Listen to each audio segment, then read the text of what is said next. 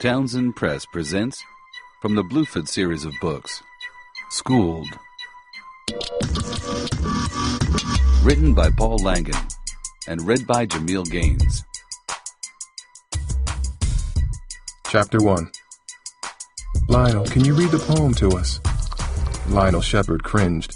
It was the third time Mrs. Henley, his English teacher at Bluford High School, called on him today.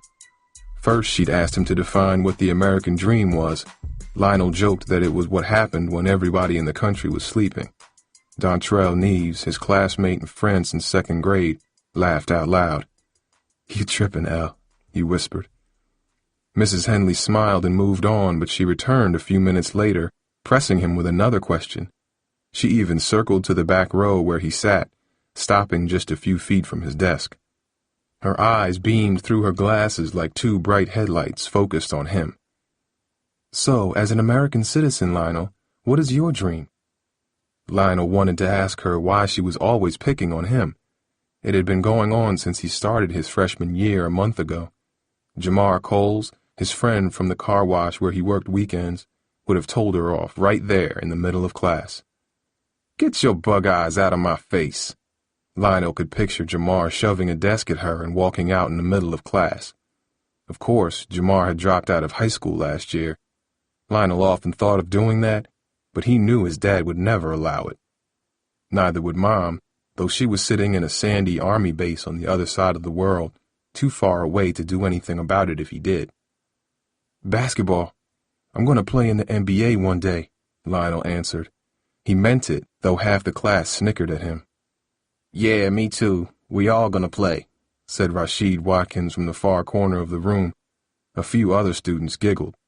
"Why you gotta say that?" cut in Malika Shaw from the front row. "People said I wouldn't run hurdles again after I broke my ankle, but they were wrong. I'm still running." "Whatever," Rashid said, rolling his eyes. "He's dreaming if he thinks he's gonna play in the NBA. Maybe smoking something too." "Man, I'll smoke you on the court right now," Lionel shot back. What did Rashid know? He wasn't there when Lionel's squad at the Green Street Police Athletic League won the summer basketball tournament. Lionel had blocked a shot in the final seconds, allowing Green Street to defeat the Tanner Street Titans for the first time in 3 years. Officer Hodden, his coach, was so happy that he lifted Lionel up in the middle of the court. "You're a smart player, Lionel. Keep playing like that and you might have a future in the sport," he'd said. It was one of the few times Lionel could remember anyone calling him smart. On the court, it was true, but school was a different story. "Lionel, can you read the poem to us?" Mrs. Henley repeated, snapping him from his thoughts. Why wouldn't she just skip him? He could handle that, coasting in the back row, working in small groups and copying what other kids did, getting them to do the work for him. He'd been doing it for years. Hadn't she realized what his middle school teachers knew? That he wasn't the one to call on in class? "Which poem?" Lionel asked, sitting up in his desk. He knew class was almost over. Rashid rolled his eyes and sucked his teeth.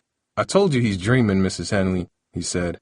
"Rashid, I'm about to be your nightmare," Lionel cut back. "That's enough, gentlemen," Mrs. Henley said. "The poem's called Harlem by Langston Hughes. It's on page 62. Lionel reached down and dragged his heavy textbook off the floor. Reluctantly, he flipped it open, his heart starting to pound. He hated being put on the spot in class. It made his temples hurt and his palms go clammy and cold. Sometimes it even made it difficult to focus, like right now. "What page again?" "Boy, don't you listen," Rashid hissed. "That's enough," Mrs. Henley repeated firmly, flashing Rashid a look that silenced him. "Page 62, Lionel." Several students snickered. Lionel could feel the eyes of his classmates crawling over him, judging him. It was like the day back in 5th grade before Mom's army unit was deployed, when he really started having trouble in school. Then Mr. Grabowski, a substitute teacher in his science class, asked him to read aloud a passage about insects. Lionel had always been one of the weakest readers in class. For a time, he got extra help figuring out letters and sounds, and he used what he knew the day Mr. Grabowski called on him, but it didn't help with the word mosquito. "Moss," he'd stammered, trying to make the letters on the page into sounds that made sense. Moss, quit. Oh, he had said finally, the word as meaningless as those countless tests he'd filled in with number 2 pencils each year. Moss quit? Teased a girl next to him. Lionel could still hear how the beads at the ends of her braids clicked as she shook her head at him, her face twisted into a cruel smirk. At the time, Lionel was one of the shortest kids in class. It was years before the growth spurt that made him a wiry 6-footer over the summer. Boy, I think your brain just quit, she had mocked. The whole class erupted in laughter. Lionel's face seared with embarrassment. I think you should quit talking 'cause your breath stink, he snapped back. At least I ain't like you, too stupid for school, she had said before Mr. Grabowski settled them down. Though it happened years ago, Lionel remembered the moment as if it was yesterday. One ugly word from that day still echoed in his head whenever teachers tried to push him. Stupid. He heard it now with Mrs. Henley leaning toward him. Maybe it was true. Lionel felt that way whenever he struggled with reading and writing. It started back in elementary school with him always being behind his peers, but it got worse in middle school, especially after Mom left. At the time, his teachers seemed to feel sorry for him. They said nothing when he withdrew to the back of the room with the other kids who hated school. They didn't yell as much when his homework was late or when he acted up in class. It was as if they knew that Dad was struggling to raise him and his little sister Kendra, and they didn't want to trouble him. Lionel expected Bluford High School would be more of the same, but he was wrong. Mrs. Henley and his other teachers were constantly on his case, especially today. I'll read it, Mrs. Henley, said Malika from her corner seat in the second row. She glanced over at him, her hair pulled back behind her head, making her curls spill like coppery ribbons down her neck. She was someone who always answered Mrs. Henley's questions. Sometimes she seemed to bail Lionel out when he didn't have an answer. Lionel hoped Mrs. Henley would give up on him and let Malika read. No, thank you, Malika. We know what your voice sounds like. I want to hear Lionel's for once, Mrs. Henley said. Go on, Lionel. Lionel glanced down at the open page. Words covered just half of it, so he knew the poem was short. And he'd heard Mrs. Henley say the title, so he knew what the first word was. But what about the rest? Why do we have to read a poem anyway? He asked. It's what he often did when teachers tried to get in his face. Distract them, push back, waste time, but this time he meant it. Reading out loud wasn't going to bring Mom home or allow Dad to work less or stop the bullets that killed his neighbor's grandson in his neighborhood a couple of years ago. It's not like this or any poem really matters when you step out of this school, Mrs. Henley, Lionel continued. I mean, maybe it matters somewhere, but not here. Mrs. Henley nodded thoughtfully. That's deep, yo, Dontrell said. I think you and Langston Hughes might have more in common than you think, Lionel, she said with a knowing grin. Why don't you read it and we'll see? The class grew silent again. Lionel saw Malika looking at him. Rashid, too. Lionel could feel tiny drops of sweat gathering on his forehead. His heart started to pound. His legs bounced nervously. He took a deep breath and looked at the words, at the first letters. He tried to focus on them, figure them out. But in his mind, he could hear how childish he would sound. He could feel the embarrassment already, the laughter that was sure to rain down on him. His hands curled into fists. Ring! The bell, signaling the end of first period, blared loudly overhead. Lionel sighed with relief and closed his eyes as the class exploded into chaos. Students jumped from their desks and rushed to the hallway. He slammed his books shut and made his way toward the doorway when he heard Mrs. Henley call out behind him. We'll have to continue this on Monday, she announced. Lionel, can you come here for a second, please? Lionel cringed. Why couldn't she just leave him alone? He dragged himself to her desk on the other side of the room, looking back once to see Malika disappear down the hallway. I gotta go to my next class, he said. I know, but I just want to give you this, she said, handing him a crisp white envelope. What is it? A letter for your parents. For what? Because you barely participate in class. You never handed in your first assignment, and on your last quiz you scored a 50, she explained. I think you're capable of more, and I want your parents to know it. Why you gotta be like that, Mrs. Henley? Lionel asked, thinking of how upset Dad would be to see the note. I didn't do nothing wrong today. No, you didn't, but that doesn't change what I just said. I want to see you focus on your work, and I think this letter can help. It's only the first marking period. You still have time to change how this class is going, but you need to start working now, and your parents need to know that. Lionel rolled his eyes. Dad said the same thing when Lionel announced his plan to join the NBA the night his team won the Police Athletic League tournament. You can keep messing around on the court all you want, Dad had said, but I want to see you spend some more time worrying about school. You're getting older, and it's time you start taking your education seriously. Lionel hated Dad's words. Messing around on the court. It was an insult, as if he was playing a kid's game, not something serious. Why you gotta talk about it like that?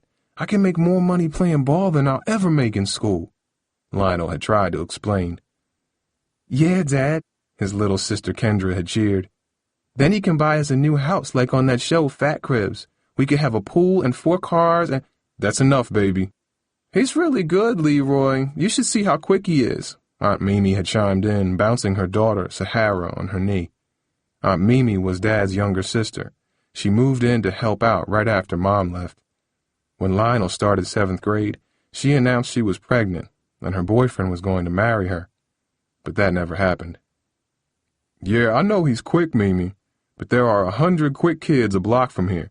How many of them make it to the NBA? Aunt Mimi didn't answer. Whatever, Lionel had grumbled. Don't you whatever me, boy. I'm trying to talk some sense into you. School is your ticket out of here, not basketball, understand? His father had said, pointing his arm toward the barred front window that faced Cypress Street. Lionel knew what was out there. Down the block was Quick Cash, where strangers wandered in at all hours to sell stuff for money. Almost everything there was stolen. Further down was Discount Liquors and Tez's Lounge, a neighborhood bar with graffiti-stained stucco walls that smelled of urine.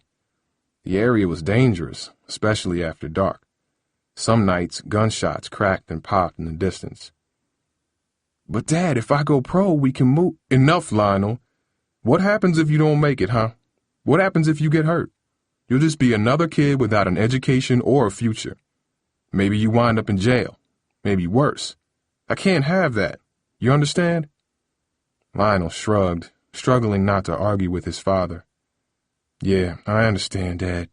But you don't, he added under his breath. Now Mrs. Henley was trying to tell him the same thing. Okay, Mrs. Henley, I'll take the note to him, Lionel lied. He knew he'd toss the letter in the trash as soon as he left the classroom. It wouldn't be the first time. Good, Mrs. Henley replied. And one last thing, Lionel. I want you to have your dad sign it. Bring it back on Monday, and be ready to read your poem to the class.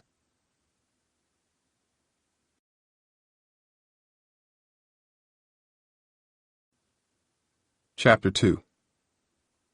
Man, Mrs. Henley is really getting on my nerves, Lionel complained at lunch, holding the sealed white envelope in his hands. It ain't right that she always picking on me. She like that with everybody, Dontrell said, inspecting the spongy chicken patty on his plate. I'm about to ask if I can switch classes or something. They won't let you, said Desmond Hodden, one of the other guys at their lunch table. Everyone called him Des. Lionel met him over the summer at the Police Athletic League. His uncle was Lionel's coach.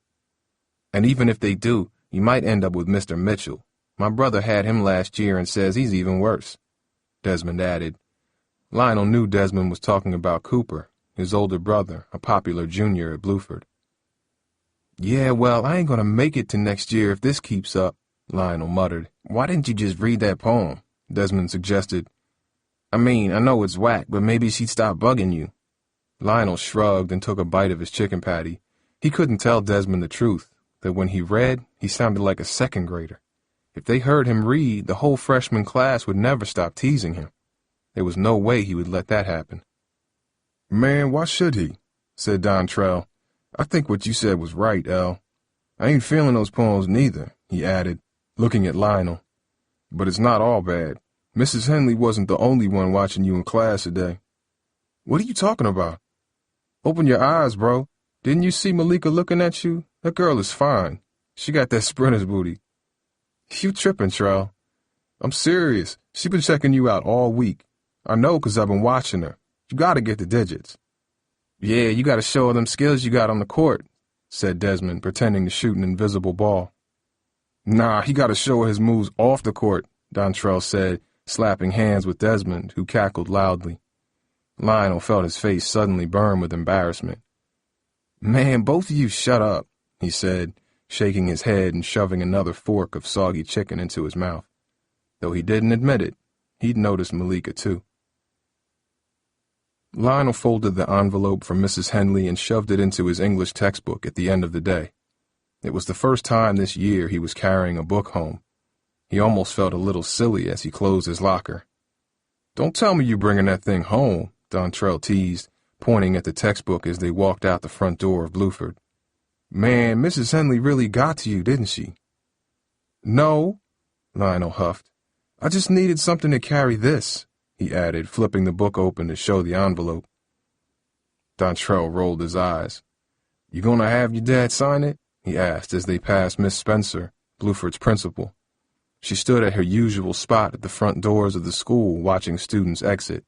You know Mrs. Henley's going to ask for it Monday. She don't forget nothing. I know, Lionel grumbled. He had no idea what he was going to do about Mrs. Henley's note. If Dad saw it, he'd be furious. Maybe he'd make Lionel quit his weekend job at Nye's car wash or prevent him from trying to join the Bluford basketball team. Tryouts were Wednesday. But if Lionel didn't show Dad the note, Mrs. Henley would be all over him. She might call home or report him to Miss Spencer. Either way, he was in trouble. What you gonna do then? Man, don't worry about it, Lionel snapped in frustration. It's my business, not yours, all right? Yeah, whatever, Dontrell said, looking annoyed. Without a word, they walked down the crowded sidewalk and along the high steel fence that bordered Bluford's 4 blacktop courts. 3 of the courts were empty, but on the last one, 2 guys were standing at the far end, face to face. A small group of students gathered against the fence to watch them. Standing just outside the fence was Desmond Hodden. He was yelling something to one of the players, a tall, dark-skinned guy with thick arms and an angular face. As Lionel got closer, he could see the guy's head was shaved so close he was almost bald. He noticed something else, too. The guy had the same friendly eyes and wide jaw as Desmond, only he was bigger and much more muscular. Lionel knew right away that it had to be Cooper, Desmond's older brother. All right, Coop, let's do this, said the other player on the court, a stocky, onyx-eyed guy with tight cornrows. He bounced the ball twice, his blue Bluford football T-shirt stretching tight across his chest. You may be able to handle your little brother, but there's no way you're ready to step to me. That's Steve Morris, Dontrell whispered. He plays varsity football and basketball. I heard he got college scouts watching him for both sports. Lionel recognized the name. Steve had scored a touchdown in Bluford's win against Zamora High School a couple of weeks ago. The whole school had talked about it as if Steve was a hero. He had no idea Steve played basketball, too. Lionel walked up to the edge of the blacktop, stopping at a gap in the fence to get a good view. Several girls stood nearby talking and giggling, their eyes on the court. One of them was Tasha Jenkins, a curvy cheerleader with cinnamon skin and a cat-like face. She held a tiny pink camera phone in her skinny fingers, aiming it toward the court. Check it out, Elle, Dontrell whispered. Tasha's filming this. Next to Tasha was Jamie Wills, another cheerleader Lionel recognized from his lunch period. Standing behind them was an older, heavy-set girl talking on a cell phone. Man, don't start that trash talking with me, Morris, said Cooper. We both know your game ain't as fast as your mouth. The older girl smiled. Come on, Coop, she cheered. Show 'em how we roll so we can get out of here. We gotta go pick up my cousin, remember? Cooper bounced the ball once to Steve, who bounced it back, checking it into play. Then Lionel watched as the two exploded into a half-court game as rough as a boxing match. Cooper was fast, dribbling in, trying to push through and around Steve. but each turn he had with the ball ended in a jump shot with Steve right in his face. Cooper sank a few, but Steve scored more. He could jump higher than Cooper. He was a half-second faster with each move. Steve's last basket came when Cooper appeared to have him cornered at the baseline. Suddenly, he spun off Cooper and with a burst of speed, raced toward the basket, making an incredible leap. Lionel watched as he sailed through the air, jamming the ball through the hoop in a thunderous dunk. Boom! Cooper sank his head in defeat. "That's what I'm talking about," Steve boomed. The ball slowly bounced toward where Dontrell and Lionel were standing. "You better hit the weights, Coop, 'cause your game is weak," Steve bragged. Lionel had seen guys like him all summer. Most of the time, he could beat them. "All right, Morris, I gotta go. Good game," Cooper said, slapping Steve's hand. "I'll let you have this one. Come on, Des." Desmond walked over and picked up the ball. He seemed insulted that his older brother lost. Then his eyes met Lionel's, and a smile spread across his face. "Yo, Coop, this is the Lionel that Uncle Bruce was talking about," Desmond said. "I bet he could take Steve. I seen him play this summer. He's off the chain." Steve turned and glanced at Lionel. So did Cooper. "What you doing, Des? Why you starting trouble?" Dontrell said, glaring at Desmond. "Man, Coop, you got your little brother sending freshmen at me? That's messed up," Steve said, stepping closer and flexing his hands as if he was about to get into a fight. Lionel could feel Steve sizing him up. "Hey, I didn't have anything to do with it. But if he wants to play you, that's up to him," Cooper said, nodding at Lionel. "I heard he's good, though." "Come on, El, let's bounce. You don't want to mess with him," Dontrell whispered, putting himself between Lionel and the court. "Coop, don't go getting him into trouble. He didn't do nothing," shouted the older girl. "Now come on, we out of here." "Hold up, Tara," Cooper said, turning to Lionel. "I got your back. He ain't gonna do nothing except play you. I'll make sure of that." "Let's go," Dontrell urged. "That dude is trouble. I saw what he did to a freshman in gym class. You don't want any part of him." Lionel knew he should walk away, but his feet wouldn't move. It was his chance to test himself against a varsity player, and there were girls watching. He didn't want to back down and look scared in front of them. Nearby, Tasha pointed her camera phone at him. "Don't do this, El," Dontrell said, trying to hold him back, but Lionel shrugged him aside. "What? You want some, little man?" Steve said, holding his arms out. "I hope you brought a change of clothes, 'cause I'm gonna wipe this court up with you." The small crowd standing along the edge of the fence grew. Lionel heard murmurs and nervous laughter. His heart started to pound like a bass drum. He turned to Dontrell. "Hold this for me," he said, handing Dontrell his English book. "Aw, snap, you don't look scared to me, Steve," joked Cooper. Lionel stepped through the gap in the fence and onto the blacktop. He glanced back and noticed the crowd outside of the court was growing. There might have been 10 or 15 people watching now. Even Tara had come to the edge of the fence to watch. All eyes were on him. Desmond tossed him the ball. Lionel bounced it down on the blacktop, checking its pressure and grip, listening to the tight pop, pop it made when it hit the asphalt. He felt the familiar rush he always got when he was about to play. The same electric focus that helped him blot out Mom's long absence and his troubles at school. When he played, the world was simpler, a war with an end and rules that made sense. And unlike anywhere else Lionel knew, it was a place where he had power. "You ready to get schooled?" Steve mocked. "We'll see," Lionel said, his fingers tingling. Lionel checked the ball hard against Steve and dribbled forward from midcourt. He went straight at him, testing him. Smack. Steve reached in and jabbed the ball free from Lionel's hands, but Lionel predicted the bounce and recovered the ball. "That all you got?" asked one of Steve's friends in the crowd. "You're gonna own you in a minute, little man," someone else said. "Come on, Al," Desmond urged. Lionel went to work then, bouncing the ball through his legs, dribbling on the left and then the right, darting forward and back. Steve guarded him carefully, adjusting quickly, faster than all the kids at PAL. But Steve was too aggressive. Lionel had an answer for that. Lionel faked forward, shifting to his right foot and motioning his right arm as if he'd continue straight to the basket.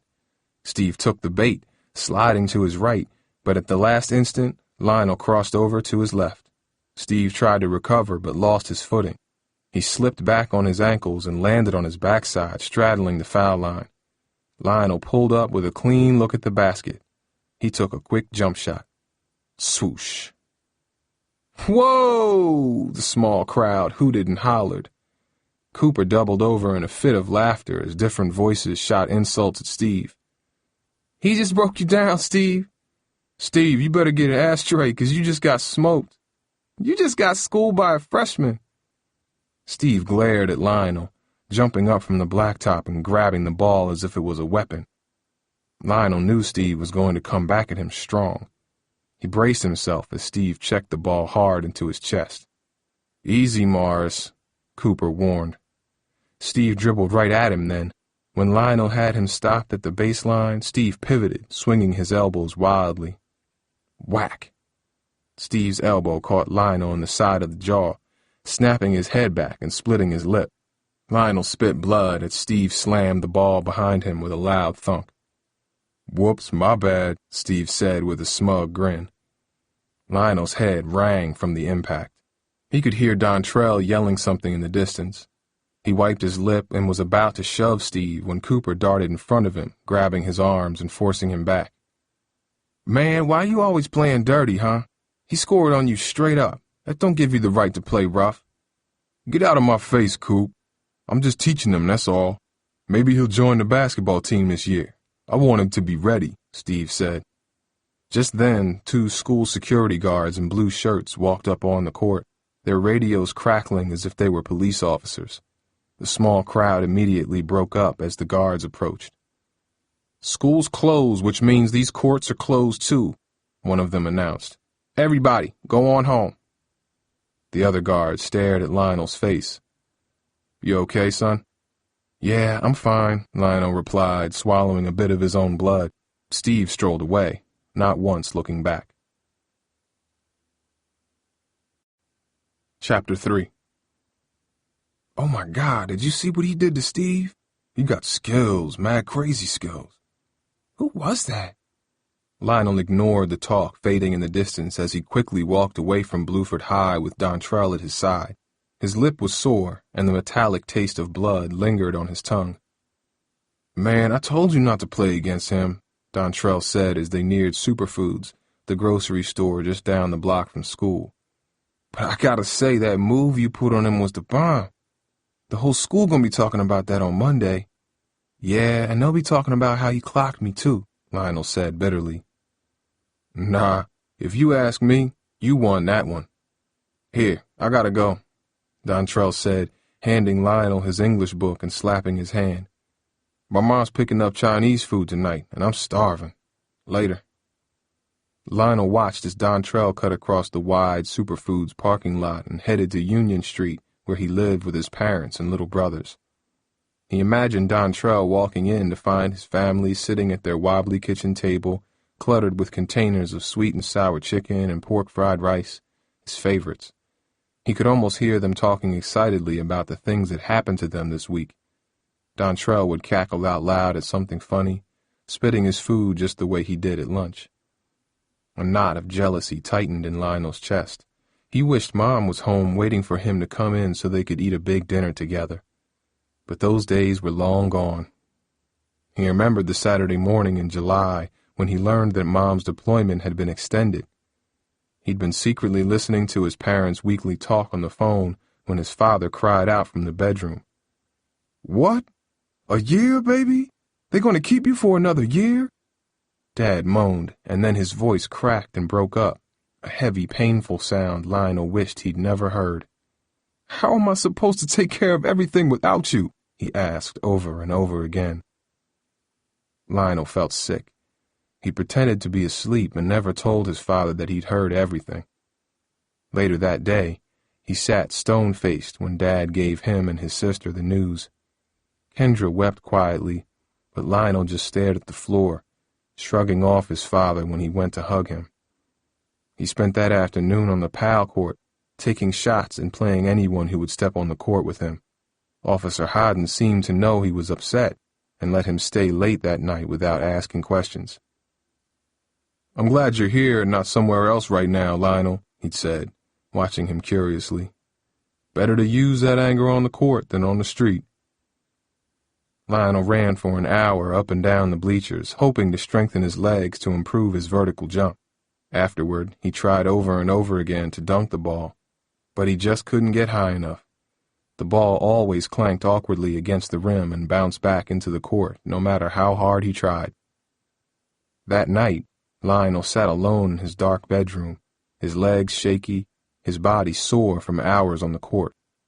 But the pain was nothing compared to the emptiness he felt inside at Mom's absence, an ache that throbbed again as he watched Dontrell rush off to be with his family. "You don't know how good you got it, Trell," Lionel mumbled under his breath, heading up Cypress Street to his house. Around him, traffic cruised noisily up and down the block. Some cars sped by, leaving a trail of smoky exhaust. Others moved slowly, blasting music that rumbled the warm afternoon air with heavy bass that made Lionel's insides tremble. 2 doors from his house, Miss Walker swept her small front porch the same way she did every day before Lionel could even dribble a basketball. On Sundays, when Lionel was a little boy, she and Mom would often sit on the stoop together after church and watch him run and play on the sidewalk, especially right after Kendra was born. Sometimes Mom would buy ice pops, and they'd all sit on the stoop and eat them together until their fingers got sticky and their tongues turned colors. Mom would tease Lionel because he was always the first to finish. "Where'd that popsicle go?" she'd say, pointing to his stomach and tickling him until he could barely breathe. Back then, Miss Walker's voice was still strong, and she would use it to read books to Kendra or scold Lionel when he ran too close to the street. Once she'd even smashed her broom against the snout of an angry dog that chased Lionel right up to her porch. "Old Miss Walker is tougher than any dog, that's for sure," Dad joked at the time. Lionel had laughed at his father's words. But when Lionel was in 7th grade, Miss Walker's grandson Russell was gunned down walking home from school just a few blocks away. Even though Russell was 2 years older, Lionel knew him well and had nightmares for weeks after the shooting. He could still remember staying up with Dad the night Russell died and hearing Miss Walker wailing next door. "My baby's gone," she cried over and over again. "They took my baby." Miss Walker was never the same after that. Her smile was gone forever that day. Her once friendly eyes became stormy and impatient. Even the jerky way her broom scratched and clawed the cement steps seemed raw and bitter somehow. Lionel never knew what to say to her anymore. At times, it almost seemed she was resentful when she saw him walking by. Most days, he hoped to avoid her, but he couldn't do that now. "Hi, Miss Walker," he said weakly, eyeing his house just a few feet away. She stopped sweeping and glared at him as if he'd just done something wrong. "Why's your lip so swollen?" "I got hit at school playing basketball. No big deal," he said, wishing she'd stop staring at him. Miss Walker shook her head disapprovingly. "Your mama coming home anytime soon?" she asked with an edge to her voice. "I think you and your dad could use her." "Nah," Lionel replied, realizing that she probably didn't know Mom's tour had been extended. "Not for another year," he said. "Another year?" Miss Walker huffed. She seemed outraged, as if what Lionel said was his fault. "That don't make any kind of sense. We got so much shooting out here right now, they should be sending some troops into this neighborhood." Lionel nodded. He agreed with Miss Walker, but he was hungry, and his face hurt. All he wanted to do was go home, not sit and listen to her complain about something he couldn't control. But after everything she'd been through, he couldn't just walk away. That wouldn't be right. "What you got there?" she asked, pointing at the English book in Lionel's hand. He could see her craning her neck to read the cover. Lionel sighed. "Just some homework for English class." Miss Walker's eyes widened. "And you brought it home? Lionel, I've watched you for years and never seen you bring a book home from school. You in trouble or something?" "No," Lionel blurted, cringing inside. If he could just get to his front door, he could escape Miss Walker's nosy questions. I just gotta study some poem about dreams or something, by this guy Langdon Hughes. You mean Langston Hughes? Miss Walker's voice rose as if he'd told her something important. She leaned her broom against the side of her house and turned to him. Is the poem Harlem? Lionel nodded impatiently. Yeah, that's it. Anyway, What happens to a dream deferred? Miss Walker interrupted, closing her eyes for a second as if she was recalling a distant memory. Huh? Lionel asked, unsure how to respond. She took a deep breath and spoke again, her voice suddenly powerful, her words rhyming, like a strange rap or chant. What happens to a dream deferred? Does it dry up like a raisin in the sun, or fester like a sore and then run? Does it stink like rotten meat, or crust and sugar over like a syrupy sweet? Maybe it just sags like a heavy load, or does it explode? She paused several seconds then, and Lionel didn't know what to say. Maybe after everything that happened, he figured she was starting to go a little crazy. Maybe the long nights alone in her house had gotten to her. I taught that poem for years, Lionel. I was a teacher, you know, long before your time, she explained. Even taught it to Russell, God rest his soul. Her voice wavered then, and she turned away quickly.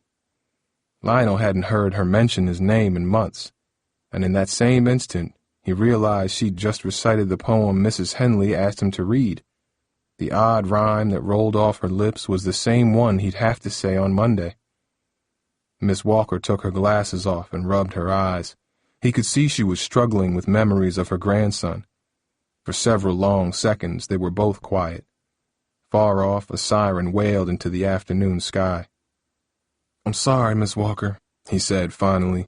It was all he could think of to comfort her. Miss Walker grabbed her broom and began sweeping again, more forcefully than before. You better get home. Go on, Lionel. It's almost supper time. Lionel nodded and left her on the porch in a swirling cloud of memories and dust. Inside the cluttered living room, Lionel found Aunt Mimi sitting on their old lumpy couch holding Sahara, who cried loudly, tears streaming from her dark brown eyes. What's wrong with her? Lionel asked. Plastic baby toys littered the floor, and the TV was turned up loudly, showing a cartoon family singing nursery rhymes. The music made Lionel's head pound. She's teething, Aunt Mimi said wearily. Been like this all day.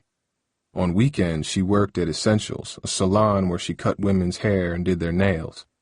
During the week, she stayed home, taking care of Sahara and helping out around the house while his father was on the road, driving an 18-wheeler truck for Allied Freight.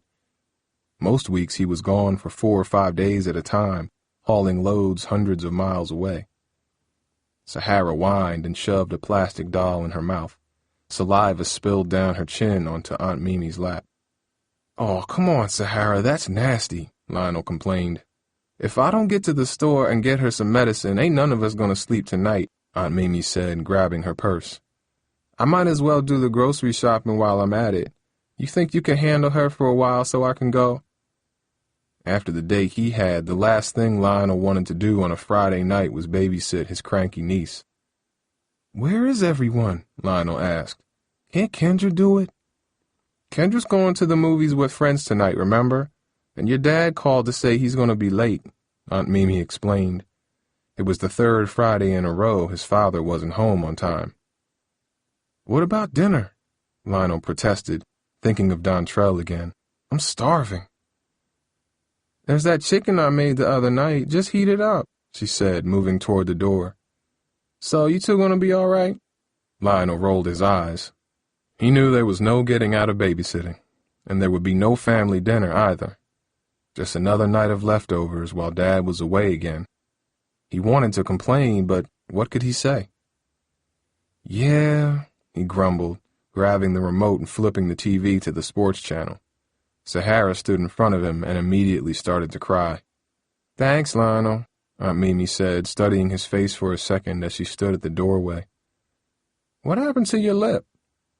Nothing. I just bumped it on the court, that's all. Sahara put both her hands in her mouth and flung a large gob of drool onto his shirt. "Girl, that's gross," Lionel said as Aunt Mimi left, locking the door behind her.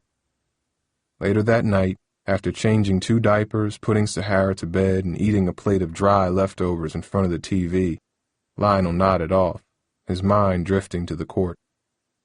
In his sleep, he soared high with the basketball, over their noisy, cluttered house, over Bluford High School and Mrs. Henley's questions, over the city with its dangerous blocks and crowded cemeteries filled with young people like Russell, over the cold ocean that kept him from his mother for too long. Won't. The ball slammed through the iron hoop, a perfect dream interrupted hours later when his father came home and gently led Lionel down the hall to bed. Chapter 4. "Man, who she thinks she is?" said Jamar at Nye's car wash the next morning. Lionel had left for work without even talking to Dad, though he heard him snoring as he passed his parents' bedroom when he went to take a shower. Lionel had just explained to Jamar everything that happened in Mrs. Henley's class. Jamar had quit school in the middle of his junior year. "I'd have been like, you need to get out of my face if you know what's good for you," Jamar added as they cleaned the inside of a silver Lexus. Felix, another worker, was carefully drying the hood. "I almost said that to her," Lionel admitted. "You should have," Jamar replied. "What's she know? Ain't no poem that matters when you're out here. I'll tell you what matters. This," he whispered, taking a handful of change from a compartment in the car's dashboard and sliding it into his pocket. Lionel looked away. He hated when Jamar took money from people, but he couldn't stop him. At least he only did it to people who disrespected him or had expensive cars. "Hey, anyone who can afford this car ain't gonna miss a little change," he'd said the last time Lionel complained. Jamar lived a few blocks away with his 2 older cousins. He'd moved in with them when his grandparents kicked him out for quitting school. "I'm serious," Jamar continued. "I've been out of school for over a year now, and I don't miss it one bit. No more getting up early or sitting in some boring class. Now I get paid for what I do instead of wasting my time dealing with teachers getting on my nerves. I'm not having that no more." Jamar sounded as if he was boasting, like guys on the court who didn't have the skills to back up their words. But Lionel liked what he was saying. If he quit school, he wouldn't have to worry about Mrs. Henley, and he could play basketball whenever he wanted. Sure, he'd lose the chance to play for Bluford, but he could still play for the summer league until he was 18, and by then he'd be old enough to try out for the NBA. It made sense, except there was no way Dad would allow it. "I gotta say, that sounds nice," Lionel admitted. "So quit," Jamar suggested. "I told you before. I don't know why you still go to Bluford. What's the point?" "I can't quit. My dad would throw me out in 2 seconds if I dropped out. And my mom would scream so loud I bet I could hear her from here," Lionel explained. "So what? Let him yell. Check this out. If your pops kicked you out, you could stay in my crib with me and my cousins. We got room. I'm serious." Lionel's mind was spinning. In a way, the idea was perfect. It made everything simple and easy. Dad would be mad, but so what? He was hardly home anyway. And by the time Mom got back, Lionel figured he might be playing pro basketball, making enough money so that both his parents could retire. "Man, don't listen to his nonsense. He's just trying to drag you down with him," cut in Felix, wiping the outside of the car's door with a fluffy white towel. Lionel had almost forgotten he was there. "What do you mean?" Lionel asked. "He ain't being real with you, that's what I mean," Felix said. "This ain't no picnic. Trust me, I've been here 3 years now. Starting to get kind of tired, you know what I'm saying?" "Ain't nobody asking for your opinion," Jamar said, closing the doors of the Lexus and wiping away the smudges his fingerprints had left behind. "Me and Lionel are talking, not you." "Nah, you ain't talking. You're just blowing smoke like always, and I'm calling you out," he snapped, turning to Lionel. "Look at me. I dropped out 3 years ago. It's been 3 long years, and I'm still here, working with kids like you. No disrespect, but there ain't no going up from here. If I could go back to school, I'd do it in a heartbeat, but I can't afford to," he said, pausing while he scrubbed a stubborn streak on the windshield. "It's funny, when I was a kid, I dreamed I'd own my own Lexus. Now I'm drying someone else's. Felix continued, shaking his head. Don't listen to him, Al. He just mad 'cause his girlfriend's pregnant. Lionel stepped back, shocked at the news. He's right, Felix said, glaring back at Jamar. She is pregnant, and this job's not making me enough to pay the bills. I'm actually thinking of joining the army. I heard you know something about that, Lionel. Lionel felt as if his head was about to explode. There was too much news, too many choices, too much chaos. It was like jump ball at the start of a basketball game, only there were 1,000 arms fighting for the ball, and the game was meaner than anything that happened on the court. It all made Lionel dizzy. He wished he could just get away and find a quiet space where he wouldn't have to think about school, Felix's words, or anything else. Instead, Felix was staring at him, waiting for a response. Well, what you think? He asked. Behind them, a growing line of cars stretched halfway around the block, their drivers glaring impatiently. One of them, a man in a smoky Mercedes, beeped his horn twice.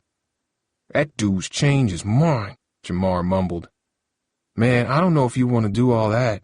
My mom still ain't back yet, Lionel said to Felix, feeling a wave of resentment at what his home had become since she left. How you going to raise a kid if you ain't there? Come on, guys, hurry up. This is a car wash, not a parking lot, cut in Mr. Nye, their boss. All three of them grabbed some clean towels and rushed to the next car, letting the conversation die. But for the rest of the day, Lionel kept thinking about Jamar's advice. No matter what Felix said, the idea of quitting school was tempting. The low grades, the never-ending tests, the impatient stares from teachers, the uncomfortable feeling of being behind everyone else, all of it would finally be over. You really got room in your crib? Lionel asked Jamar at the end of the day as they waited in line to get paid. Man, that's what I've been trying to tell you, he replied. Come on, let's go there right now so you can see how we livin'. With the sun setting overhead, Jamar led him up several blocks to 43rd Street. Then they made a left and walked up to a single-floored red house surrounded by a rusted iron fence. There was a break in the fence where a gate once stood. Its busted hinges stuck out like broken teeth in a ruined smile. Wedged against both sides of the fence were bits of trash, plastic bottles, and a grease-stained paper bag. Inside was a small yard of burnt-out grass and a single ancient rose bush spiked with thorns, as if it was trying to protect itself. Behind it sat a dented trash can half full of beer bottles and buzzing with flies. Jamar opened the door to a blast of rap music. Lionel recognized the track, one he used to listen to before each basketball game over the summer. Ain't wasting time on no haters. Ain't waiting, it's now, not later. On the court, they call me the mayor. Give me the ball and watch me slay ya. Cool, Andre's here, Jamar said. Come on in. They stepped into a cluttered living room with a blotchy beige carpet. A sagging green couch sat just a few feet in front of a color TV. Next to it on the floor was an old silver boombox the size of a small suitcase. An end table held crumpled fast food wrappers stained with ketchup that looked more like dried blood. The thick scent of marijuana smoke hung in the air. Sitting on the couch was a guy Lionel never saw before. He was focused on the screen playing NBA Slams, a video game Lionel often played in Dontrell's basement. What up, Andre? Said Jamar as they walked into the living room. This is Lionel, the dude from the car wash I was telling you about. He might come stay with us. Sup? Andre said, not once looking up from the screen. His fingers busily worked the controller. Come on, Lionel. I'll show you where you can crash. Lionel followed him down a scuffed hallway to a sparse bedroom that smelled even more strongly of weed. A single mattress rested on the floor in the far corner. A gray cat was curled up in the middle of the bed, but it jumped when they walked in. That's smoke, Jamar said as the cat scurried away. Unfolded clothes were scattered at the foot of the bed, though Jamar quickly scooped them up into a crumpled pile as Lionel walked around the room. A black plastic table was wedged against the mattress. On top of it was a clock radio, a cell phone charger, a short stack of magazines, and some loose change. There was also a single photograph, Lionel could see the faded image of a woman sitting on a swing holding a child on her lap. "You'd share this room with me. Only $25 a week. I'm hooking you up big time," Jamar said. Lionel nodded. He didn't know what to say. He could afford the rent if he kept working at the car wash, but did he want to live there? The house was an escape from school, but it wasn't much more. "I don't know, Jamar. Come on, bro, I ain't saying this place is perfect, but you can do anything you want up in here," Jamar said, an edge to his voice. "Ain't no one gonna bother you no more about school or class or nothing." Lionel thought Jamar was being pushy, but he didn't want to say that. Instead, he changed the subject. "Who's in the picture?" he asked. "Oh, that's me and my mom from back in the day," Jamar said, staring at the photo for several long seconds. "Ancient history." Lionel waited for Jamar to say more, but he didn't. Instead, he sighed and fished through his pile of laundry. Then he leaned over and grabbed at something under his mattress. "You want to get high?" he said then, opening up a small plastic bag filled with what looked like crushed, dried leaves. Lionel tried to hide his surprise. It wasn't the first time someone offered him drugs, but he hadn't expected it from Jamar. Lionel had heard the countless warnings from his parents all his life. Officer Hodden explained how drugs could slow his brain function, meaning that Lionel's basketball skills would suffer. Lionel wanted no part of that. Besides, drugs were a line he'd promised Mom long ago he'd never cross. He wasn't about to break that promise now. "Nah, man," Lionel replied, pretending to notice the clock. "Yo, I gotta get going. I told my dad I'd be back soon." "So you gonna come stay here or what? We could use a roommate for the rent and all," Jamar said, gently cradling the plastic bag in his palm as if it was precious. Lionel's head was spinning again. There were just too many choices, too many decisions to make. It was like a rebound he couldn't predict. "I gotta think about it," Lionel said, stepping into the hallway. "I'll get back to you." "All right, but don't think about it too long," Jamar said, following him back into the living room where Andre was still gazing at the TV screen, the rap music pounding in the air. "Like a jet, I soar right by you. You play forward, but I rewind you. You step up, but I don't mind you, 'cause my skills take me higher." The player on the screen muscled through two defenders, leaped forward, did an impossible 360-degree spin, and dunked the ball through the hoop. "You see that?" Andre boomed, pointing to the screen. "Yo, Jamar, you know you can't do that." "Neither can you, not in real life," Lionel thought to himself as he stepped back into the ruined yard, more alone and confused than ever. It was almost dark by the time Lionel reached Cypress Street. The corner lot across from Discount Liquors was crowded as Lionel rushed past, careful to ignore the many eyes that watched him. He spotted his father, standing at the front door as he neared the house. "Lionel, where you been? You were supposed to be home an hour ago. I was about to start looking for you," his father said, eyeing him up and down as if he was inspecting him for damage. "You know these streets ain't safe at night." "Relax, Dad. I just worked a little late, that's all," Lionel lied. There was no way he could explain to his father that he was thinking about quitting school and moving out. Lionel wondered if the smell of marijuana smoke was still on his clothes as he walked up the steps. "Everything okay with you? School's going all right? Your lip looks a little swollen," his father said. He was always the same after his trips, full of questions as if he was trying to make up for being away for days at a time. But Lionel knew the attention wouldn't last. Dad would soon be back on the road and forget most of what they talked about. Lionel had seen it all 100 times, especially about school. "Yeah, everything's fine, Dad. I just bumped myself playing basketball. No big deal. I'm glad to hear you're spending less time on the court and more time on school. Miss Walker tells me you started reading Langston Hughes.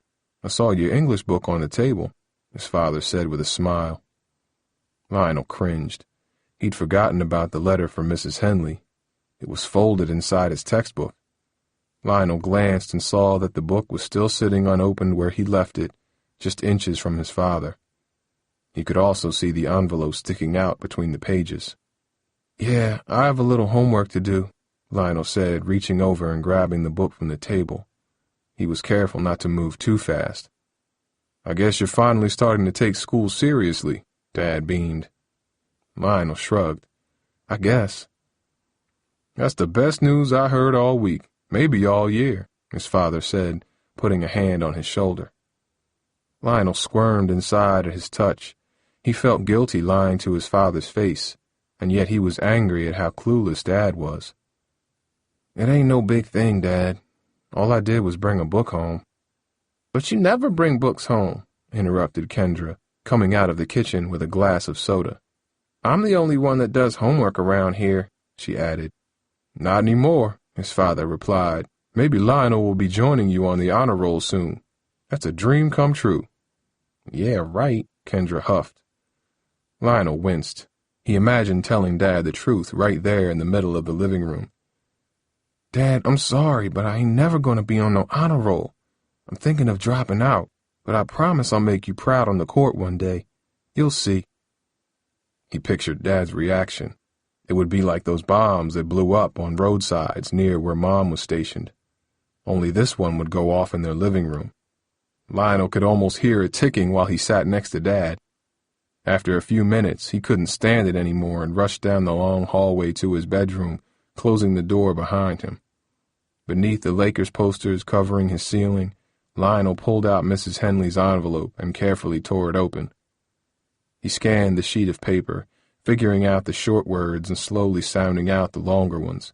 He hated how his voice almost stuttered as he struggled with certain words, but gradually, in the quiet of his bedroom, he was able to figure out some of what Mrs. Henley wrote.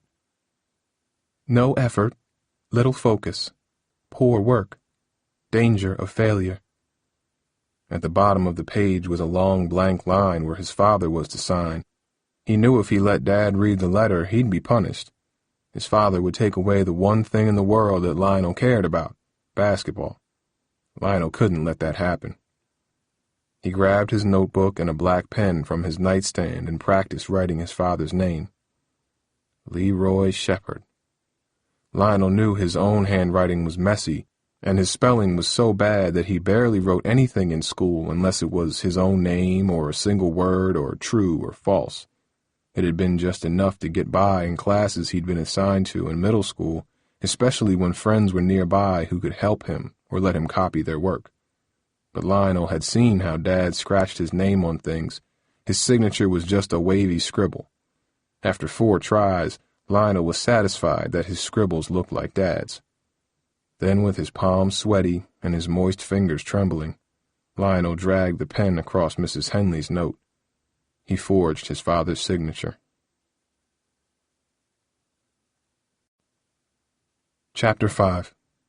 On Sunday morning, Lionel shifted uncomfortably in the wooden pew of Holy Faith Church, the church his family had attended for years.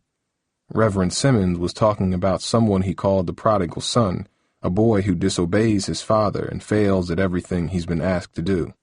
Look at this young man. He's foolish. He's wasteful, irresponsible, a failure to his family, the Reverend went on. Lionel flinched, afraid that the sermon was about him. He knew it was wrong to fake Dad's signature and lie about school. Yet what choice did he have? There once was a time when he'd pray for things, but after Russell died and Mom's tour was extended, Lionel decided that God didn't listen to him. And yet this son is not lost. None of us are, Reverend Simmons continued. Lionel shrank back in his pew. He felt more lost than ever. Lost in school where he couldn't keep up. Lost around Jamar, who was comfortable stealing change and smoking weed. Lost to his father, who wanted him to be an honor student. There was no way that could happen. It was like asking him to fly. If only school was like basketball, Lionel thought to himself. Then he could pivot and spin, tricking his opponent into making mistakes, just as he did with Steve. He imagined himself on the court with Mrs. Henley then, trying to fool her into thinking he could read. And that's when the idea hit him, a way to get her off his back. He just needed his sister's help. He waited until they were home and Dad was playing with Sahara. You think you smart enough to do high school work? Huh? His sister replied suspiciously. Why are you asking me that? Last night you acted all smart.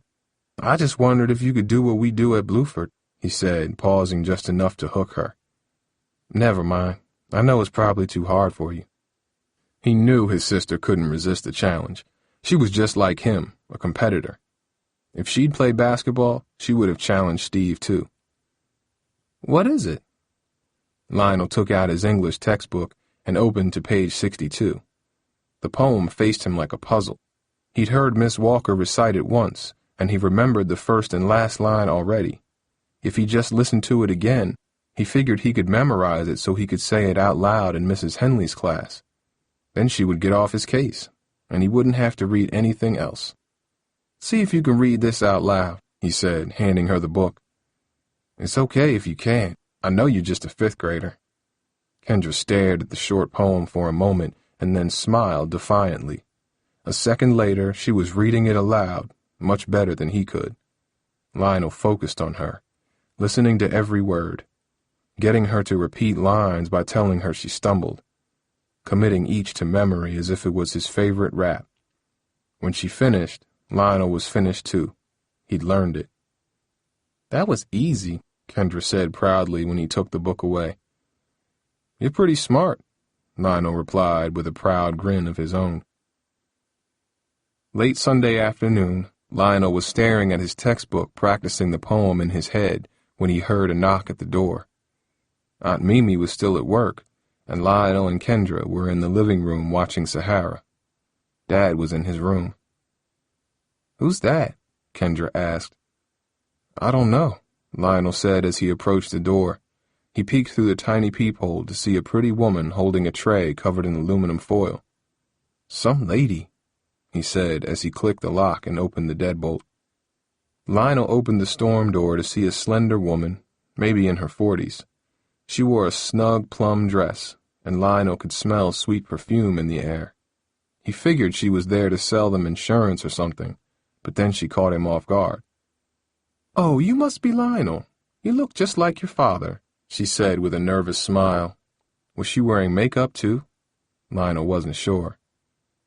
Yeah, can I help you? I'm sorry, I'm Denise. I work with your father. Is he home? Just then, Lionel heard steps behind him. Denise, what are you doing here? Dad asked, stepping in front of Lionel, nudging him aside. He spoke quickly, as if he was surprised and maybe a bit uncomfortable, Lionel thought. Well, I know you've been on the road all week, and I figured since you don't have anyone to cook for you right now, I thought I'd do it. Lionel's eyes widened as she handed Dad the tray. Denise, you shouldn't have. Now, Leroy, don't say a thing until you try it. It's homemade macaroni and cheese. There's enough for everybody. Well, thank you, Dad said, moving into the doorway as if he was trying to block her from coming closer. But you didn't need to come all the way over here. I know, but I know how busy you are and how hard we've been working these past weeks. I just thought y'all could use a good meal. Besides, Lord knows I like to cook, she added with a smile that seemed to linger on Dad for several seconds. One phrase echoed in Lionel's mind. How hard we've been working. She acted as if she and Dad had some long history, and yet Dad had never mentioned her name before. Why? Well, we do like to eat, Dad said, shifting uncomfortably. Especially him. He nodded toward Lionel. Oh, I know how they can put it away, she said, looking at Lionel and Kendra as if they were on display. You two got a good father. He's always talking about you and saying what good kids you are. Lionel felt uncomfortable under the strange woman's gaze. What did she know? And why did she think they needed food, as if they were some sort of charity case or something? Worse, why did she smile at Dad that way? Would she do that if Mom were around? Lionel didn't think so. Can you put this in the fridge, Lionel? Kendra, why don't you help him make some room? But Dad, he doesn't need my help. Kendra, Dad insisted, flashing her a look.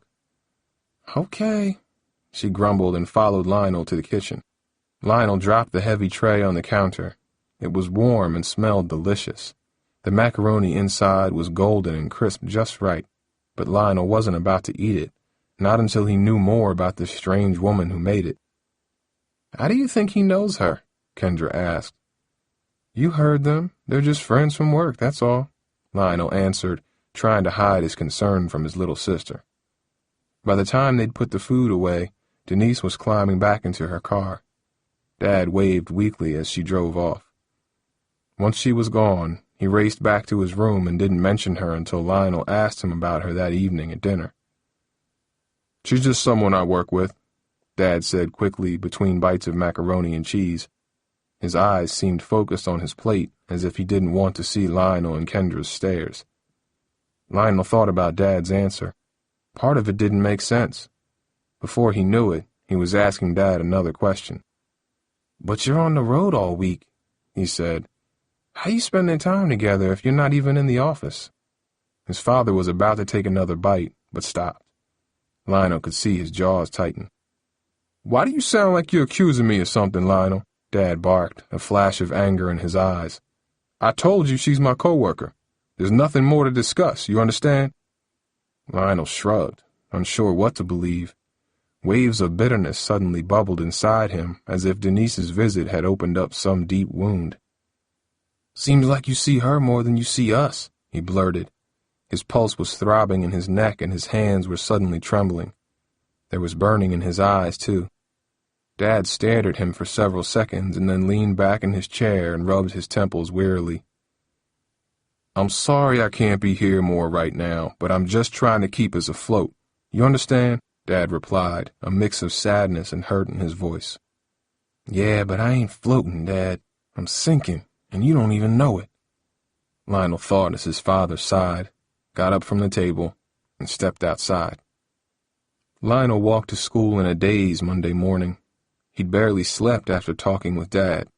Even as he rehearsed his poem for Mrs. Henley's class, Lionel could hear questions bounce through his mind about Denise. Why had Dad hid her for so long? How did he spend so much time with her?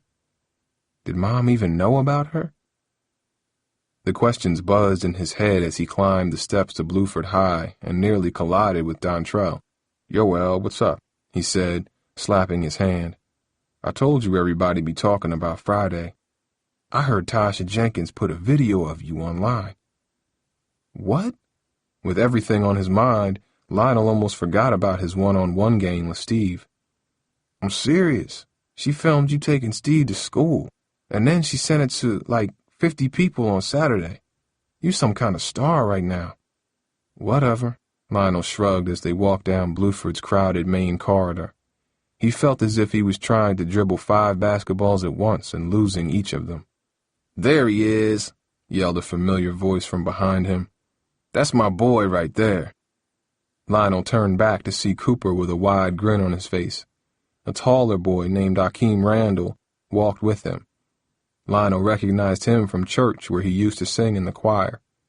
He even wrote a song for Russell when he died. "What's up, Coop?" Lionel said.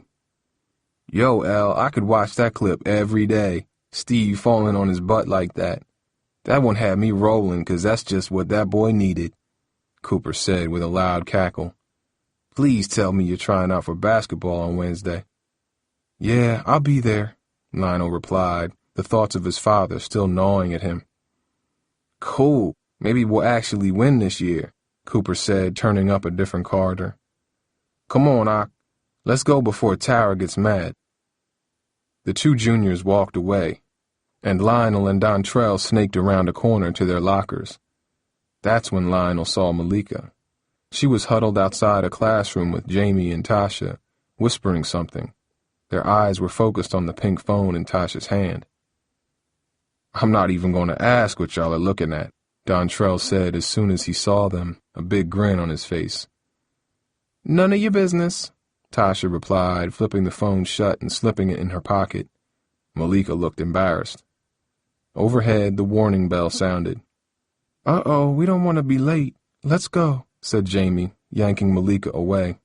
"See you in class, Lionel," Malika said with a wave and a smile. As the 3 girls hurried down the hallway, Lionel could hear Jamie laughing and teasing her friend. "See what I mean? Everybody's talking about what happened," Dontrell said with a smile. Yo, you gotta talk to Malika today. She's waiting for you to make a move. We'll see, Lionel mumbled, the questions about Dad still churning in his mind. He could feel Dontrell watching him as he dropped his coat in his locker and slammed it shut with a loud metal clunk. What's wrong, bro? You feeling all right? He asked then, staring at Lionel's face as if he saw something that worried him. The final bell rang then. Classes were starting in 1 minute. I'm cool. Just got a lot on my mind, Lionel said, shouldering his friend aside as he moved down the crowded hallway. 2 hours later, Lionel walked into English class. Mrs. Henley eyed him the second he stepped into her room. Do you have that letter for me? She asked before he even sat down. Though he was ready, he was tired of her pressuring him. She acted as if her class was the only thing he had to worry about. Nah, I forgot, he said, watching for a second as her face tightened up. He wished he could walk away and not have to deal with her anymore. Just kidding. I got it right here. Lionel carefully pulled the letter from his book and handed it over, hoping his fake signature was good enough to fool her. Mrs. Henley glanced at it for several seconds and nodded. Good. And are you ready to read for us today? The class was beginning to fill. A noisy group of students, including Rashid, barged into the classroom. Malika came in a few steps behind them. She glanced quickly toward Lionel's desk as soon as she walked in. When their eyes met, she smiled and darted to her seat. Seeing her, Lionel felt a nervous tremor race through his stomach. Yeah, I'm ready. He had repeated the poem to himself several times since Kendra said it. He even rehearsed it during his study skills class as Mr. Coleman talked about the importance of taking notes. It was the closest thing he'd done to studying since he arrived at Bluford. Great. Let's get started so we can hear it. Dontrell was the last to arrive in class, and he looked shocked to see Lionel with an open book on his desk. Now I know you ain't feeling right, he whispered. Mrs. Henley took attendance quickly and then settled the class down, reminding them of their discussion about the American dream and what each of them had said last week. She even remembered Lionel's joke about the country being asleep. Go ahead, Lionel. Read us what Langston Hughes has to say. For an instant, Lionel's mind was blank. Sweat gathered beneath his arms, and he felt the eyes of his classmates scanning him. Rashid grunted and sucked his teeth. Dontrell clicked his pen. Someone nearby snapped a piece of gum. It was as if he was on the court dribbling the basketball in slow motion. And for once, he had a move he could use in the classroom. What happens to a dream deferred? He said, glancing once at the page and then straight ahead. The whole poem came to him then, naturally, powerfully, perfectly. For a line or two, the words of Langston Hughes almost seemed like his. He knew about dreams that were held back. He'd seen them choked off everywhere, from Felix at the car wash to Miss Walker and poor Russell. And he had his own dream that was in danger, one he clung to as he recited each word. Excellent, Lionel. You read that beautifully, Mrs. Henley said when he finished the poem. Lionel's heart pounded with pride. He felt as if he had just made a game-winning last-second shot, a feeling he never had in class. For the rest of the period, he listened to Mrs. Henley's discussion. He even knew the answers to her questions, though he kept quiet, and she left him alone. But at the end of the period, she made an announcement. For Wednesday, I want you to take all your ideas and write an essay, she said, handing out the assignment. The class groaned in protest. Lionel crossed his arms and slouched back in his seat as she described the details. 4 pages. Use what you've read and experienced. What does the American dream mean to you? Lionel shook his head in frustration. He'd done what she wanted, and now she was piling more work on. It was as if he was being punished for listening. The final draft will be due next Friday and count as 25% of your marking period grade. It must be handed in on time. No excuses. Lionel crammed the assignment into his book and watched the final seconds of class tick away. There was no way he could write a 4-page essay for her. His writing was as bad as his reading, maybe worse. What was the point of trying if she was just going to fail him anyway? too stupid for school. The old familiar chorus echoed in his head as the bell rang. Chapter 6. "Can you believe Mrs. Henley's giving us more homework?" said a girl's voice as he left the classroom. Lionel turned back to see Malika. He hadn't even noticed her following him because he was so upset. "It's like she forgets we have 6 other classes." "I know," Lionel agreed, unsure for a second what to say to her. He never talked to girls about school, especially someone like Malika who handed in her assignments and raised her hand in class. Except for Mrs. Henley, they had nothing in common. "It's like she likes torturing us or something," he added. Dontrell emerged from the classroom right behind them but turned away with a grin when he caught them talking. Lionel pretended not to see him. "I think she especially likes torturing you," Malika replied as they walked down the hallway. "But that's your fault." "Huh? She can't figure you out. Sometimes you act like you hate school. Then you get all serious like today. Other times you act like you're trying to be funny." "What, you don't think I'm funny?" Lionel joked, ignoring her comment about school and pretending to be hurt. He couldn't help but notice the caramel glow of her skin, the graceful curves of her hips and her jeans, the distracting way her t-shirt rested on her chest. "You're kind of funny. Corny, too, especially for a basketball player," she teased.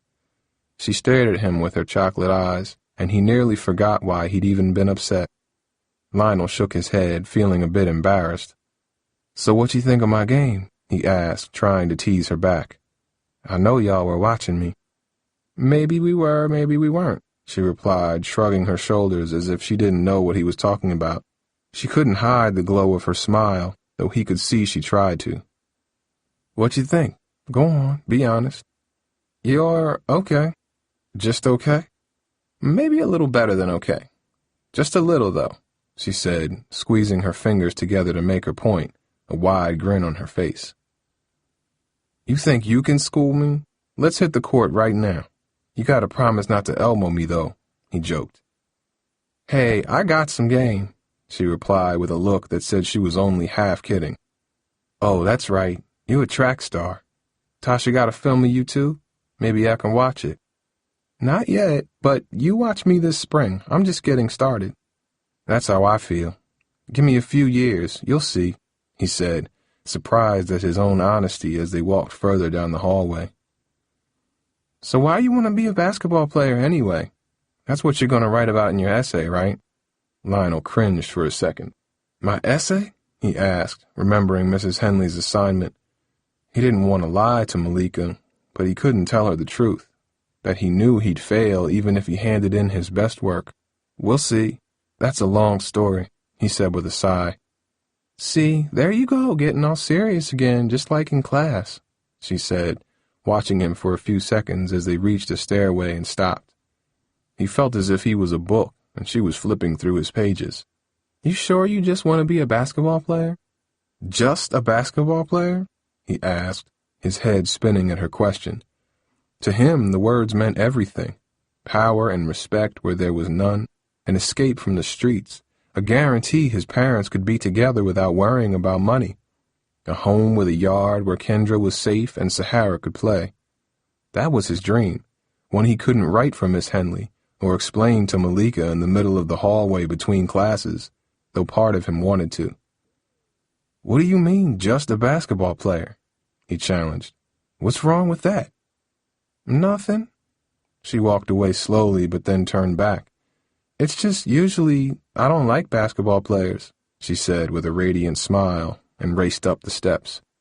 Lionel felt as if she'd just dunked on him as he moved on to his next class. For the rest of the day, Lionel's teachers picked up where Mrs. Henley left off. In pre-algebra, Mr. Stevens gave a pop quiz, passing out a sheet with 2 problems on it. Lionel had always been good with numbers. For years, he followed scoring totals and statistics for many NBA players, but this quiz contained word problems.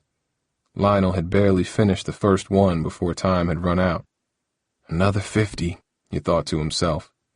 Mr. Stevens frowned as he glanced at Lionel's half-completed answer sheet before collecting the rest of the class's work. Later, in the middle of history class, Ms. Brooks called on Lionel to answer a question about ancient Egypt. "Can you tell me what Egyptians used papyrus for?" she said. "Yeah, they smoked it," Lionel joked. Several students laughed, but Ms. Brooks didn't smile. She repeated her question. He had no idea what the answer was and knew if he waited long enough she'd move on to someone else. "Lionel," she asked again, almost as if she was mocking him. A few hands went up. Seconds ticked by, and he could feel his anger building.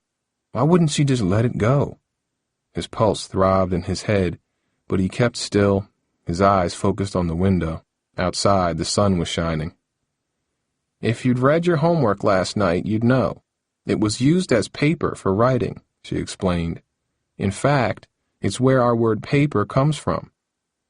"So maybe they did smoke it," someone said, and the class snickered. Lionel remained motionless, and Miss Brooks steered the discussion away from him. But inside he felt as if he was sinking again, just as he had in his other classes. When the bell rang, Miss Brooks told him he was going to have to sit at a desk in the front row from now on. "It'll help you get more focused," she explained. She also warned that his poor attitude and lack of participation was going to be reflected in his grade. Lionel stared unblinking at the chalkboard as she spoke. In his final class, physical science, Mrs. Copeland made everyone sit in a big circle so they could do an experiment. She asked Lionel and 2 other students to come forward to help demonstrate something called momentum. Eric and Antoine, the other 2 students, stood up right away, but Lionel hesitated. He wasn't in the mood to be in front of the class with everyone staring at him. "Come on, Lionel, you can do this. It's easy," she said, urging him into the center of the circle. "It will only take a minute." Lionel felt his face burn at the word easy. Maybe she didn't mean it, but it sounded to Lionel like an insult. "Even someone stupid like you can do this, Lionel," she might as well have said. Lionel decided right then that he wouldn't budge. First, he ignored her, acting as if he hadn't heard her speaking to him, but she kept asking him, putting him on the spot. "No, I can't do it, Mrs. Copeland," he said finally, his anger bleeding into his voice. "It's too hard for me." "Excuse me?" She stepped back and turned her head to the side. Just like on the court, he saw where she was going, predicted her reaction, and figured out how to avoid her next move. "I don't feel good today, Mrs. Copeland. I think it's something I ate," he replied, acting sincere. It was another trick he used since middle school. Sometimes it even seemed as if teachers were relieved to get him out of their class. "My stomach hurts. I think I need to go to the nurse." Mrs. Copeland studied his face. He knew she was trying to figure out if he was serious. Part of him felt bad for lying, but another part wanted to get away from what he knew was coming. Another nagging lecture, another pointless warning about his decline in school. He didn't need to hear it. "Here," she said finally, handing him a hallway pass. Minutes later, Lionel was stretched out on a smelly vinyl cot in Nurse Wilkins's office. He lay motionless as the clock ticked away the last period of the day, and his mind dreamed of a time when school would be nothing more than a memory. After the final bell, Lionel bolted from the nurse's office and headed down the speckled gray hallway toward his locker. The halls were filled with the crash and thud of lockers being slammed shut and the voices of students rushing to get out. But Lionel spotted something that stopped him in his tracks. The nurse's office was close to the gym, and Lionel noticed that one of the thick steel doors of the gym was partially open. The hardwood floor glowed honey golden against the dull tiles of the hallway. Lionel stopped and peeked inside. Long rows of navy and yellow sports banners hung proudly over the empty gym. Each was sewn with Bluford's mascot, the Buccaneer, along with a symbol for the sport that had won it. The top of each banner listed the team name and year. Most of the banners were for the football team. Others were for wrestling. Only 3 said Bluford basketball, and they were all old. He read the years. 1995, 1999, 2004. Since then, basketball hadn't won anything. Someone's got to change that, Lionel thought to himself. Not far from the door was a metal rack full of basketballs. He knew he shouldn't walk in without asking, but no teachers were in sight, and he couldn't resist. The quiet court called him. Lionel stepped onto the hardwood, feeling the smooth surface under his feet. He wished he had his good Nikes on, the ones he saved for his PAL games, as he walked over and took a ball from the rack. He bounced it, as always, feeling the grip, the air, the rock-like firmness. It was perfect. And then he was possessed, driving to the glass of Bluford's varsity court, letting the ball roll off his fingers and sink through the bright new net, banging down shots from the baseline, nailing jumpers short and long with a swish as sweet as a kiss. The stress of school and home evaporated with his sweat as he worked. "This court is closed, son. You're not supposed to be here," came a scratchy voice from somewhere behind him, snapping his concentration. Bang! Lionel's last shot ricocheted off the rim. He turned back to see a middle-aged man with gray streaks in his hair. He wore a short-sleeved navy blue shirt and carried a clipboard in his hand. A whistle dangled from his neck. The man walked closer as Lionel rushed to retrieve the basketball. I'm sorry," Lionel stammered, putting the basketball back in the metal rack. "I just saw the court and figured you'd take some shots," the man asked with a knowing smile. Fine wrinkles stretched from the corners of his eyes, but otherwise he looked strong and fit. "Yeah, I guess so," Lionel shrugged. He started walking back toward the hallway. "I used to be the same way. Still am sometimes," the man said, wheeling the squeaky metal basketball cart into a nearby closet and closing the door. Lionel was about to leave when the man spoke to him again. "Think you can shoot like that in a game?" It was one question Lionel knew the answer to. "I know I can," he said. The man smiled and pulled out a pen. "What's your name, son?" "Lionel Shephard." The man scribbled into his clipboard and then squinted his eyes as if he was recalling a distant memory. "Did you play for Bruce Hyden in the PAL League this summer?" Lionel nodded. "Yeah, we won the championship." The old man smiled and shook his head. "I used to be his coach. We still talk from time to time," he said, reaching his hand out to shake Lionel's. "I'm Coach Barber, and I suggest you come to basketball tryouts on Wednesday. You won't have to sneak in here then." "I'll be there," Lionel said, his heart pounding as he shook Coach Barber's hand. Chapter 7. "Lionel, quick, quick," Aunt Mimi shouted as he approached his house. "Your mom's on the phone." Lionel ran the last steps to the front door and dashed into the kitchen to grab the phone. Mom usually called only on weekends, but once in a while she'd get a window of time to use the phone and make a surprise call. "Hi, Mama," Lionel said as soon as Kendra gave him the phone. Her eyes were blotchy and red as she handed it to him. There was a usual delay of several seconds as his voice reached her on the other side of the world. "Hi, baby," she said then, a sound that filled Lionel with emotion. "How are you?" "I'm fine," he said, unsure how to answer her question, standing in the middle of the kitchen with his sister and aunt nearby. "I miss you." The line was quiet again. He imagined her standing in a sea of sand, the sun beating down on her with relentless dry heat. The phone crackled in his ear, and there was her voice again. "I miss you too, Lionel. You don't know how good it is to hear your voice. How's Bluford going? Kendra tells me you're reading poetry in school." Lionel felt his face burn. Why did Kendra have to tell her about that? "It's true," he said. "I read Langston Hughes." Even though it was a lie, he knew it would make her happy. She cheered on the other end of the phone. Then he heard her telling someone what he just said. He could hear the pride in her voice. It scalded him like hot water, a burn of shame. "And are you taking care of your father like we promised? I need you to do that while I'm away." "Yeah, I'm looking out for him," Lionel said as Aunt Mimi passed in front of him and grabbed some juice from the refrigerator for Sahara. For a second, Lionel saw the aluminum tray Denise had given them. He turned away, feeling strange just looking at it. He wondered whether he should mention it to Mom, though he didn't know what he would say. Just then there was noise on the other end of the phone, and Lionel could hear his mother talking to someone.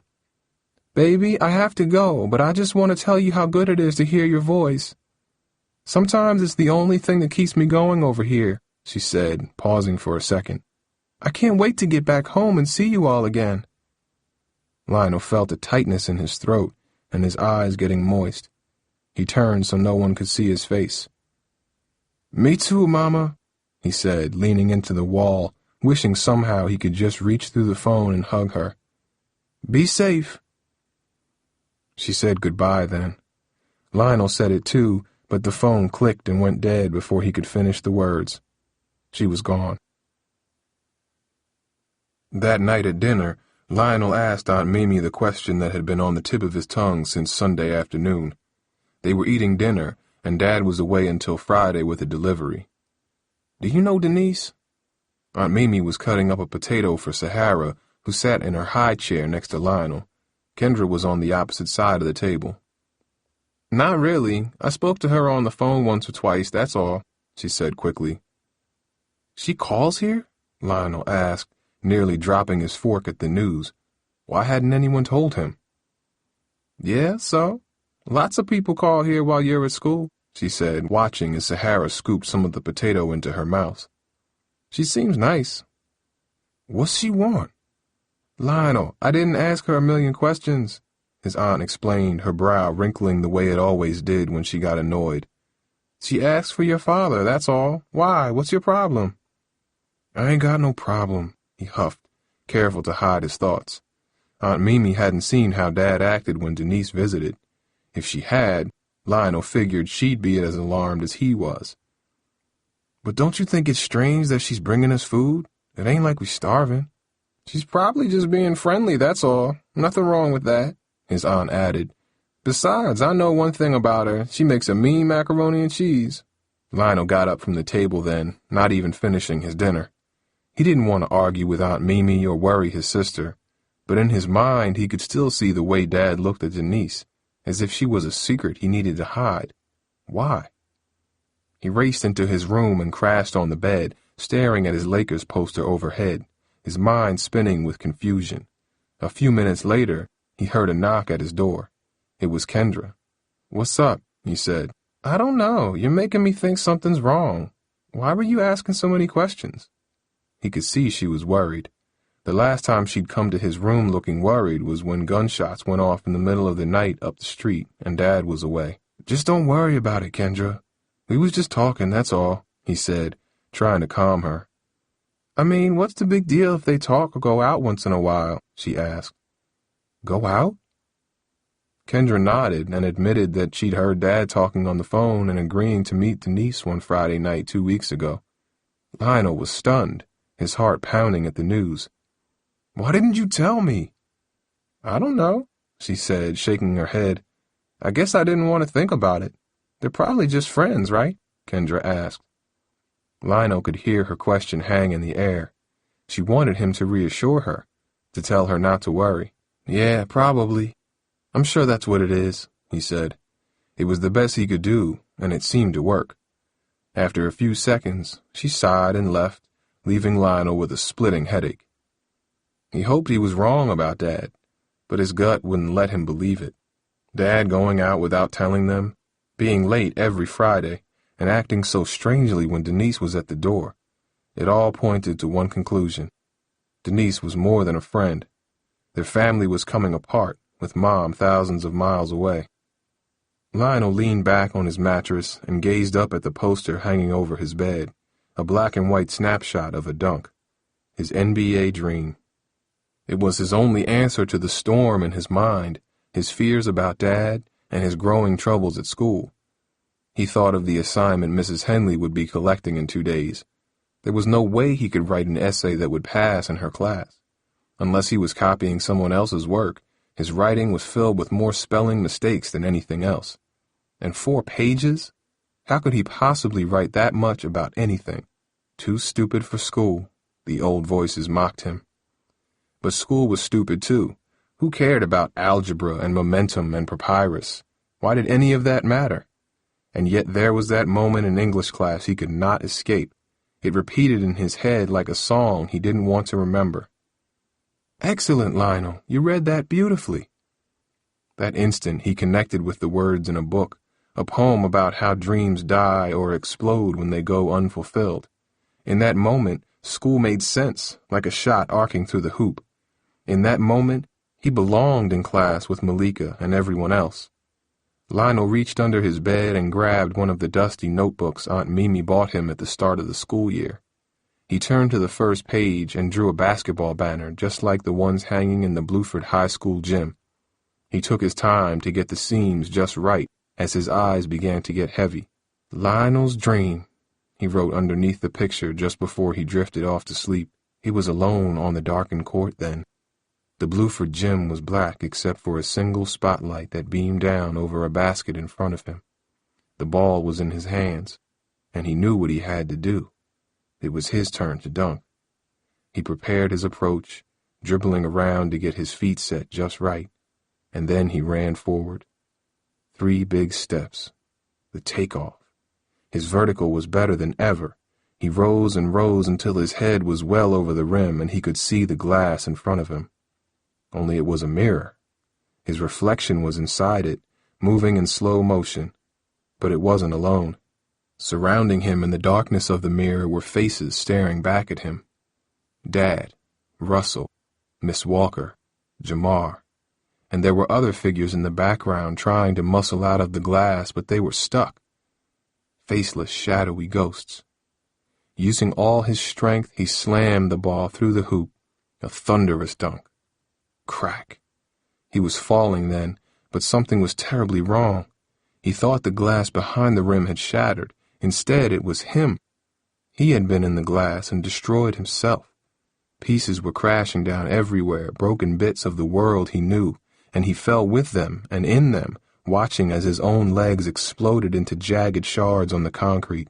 Then his stomach, his chest, his face. Deafening blackness. Lionel woke up covered in sweat, his heart pounding. The nightmare was gone, but the cloud of dread it left behind hung in the dark room through the long, siren-filled night. Chapter 8. Lionel felt a nervous twinge in the pit of his stomach as he approached Bluford High School Wednesday morning. He'd been awake since 4:22, his legs twitching with nervous energy, his fingers tingling and clammy, his mind buzzing about the basketball tryouts now just hours away. At 6 o'clock, frustrated and restless, he got up, showered, and packed his gym bag with everything he'd need, his good Nike high tops, the baggy black army shorts Mom sent him, and his gray-green street basketball t-shirt. During breakfast, he mentally rehearsed everything he wanted to show Coach Barber: his quickness, jump shot, ball handling, inside game, and defense. Finally, he would have his chance. "You ready for tryouts?" Dontrell asked as they grabbed their seats in English class. Lionel nodded, barely able to sit down, he was so tense. "Man, you ain't got nothing to worry about except from her," Dontrell added, nodding at Mrs. Henley, who was taking attendance. "You do your homework?" "Nah," Lionel scoffed, pretending the assignment meant nothing to him, as if he didn't care that Mrs. Henley would take back the praise she gave him the other day. "What about you?"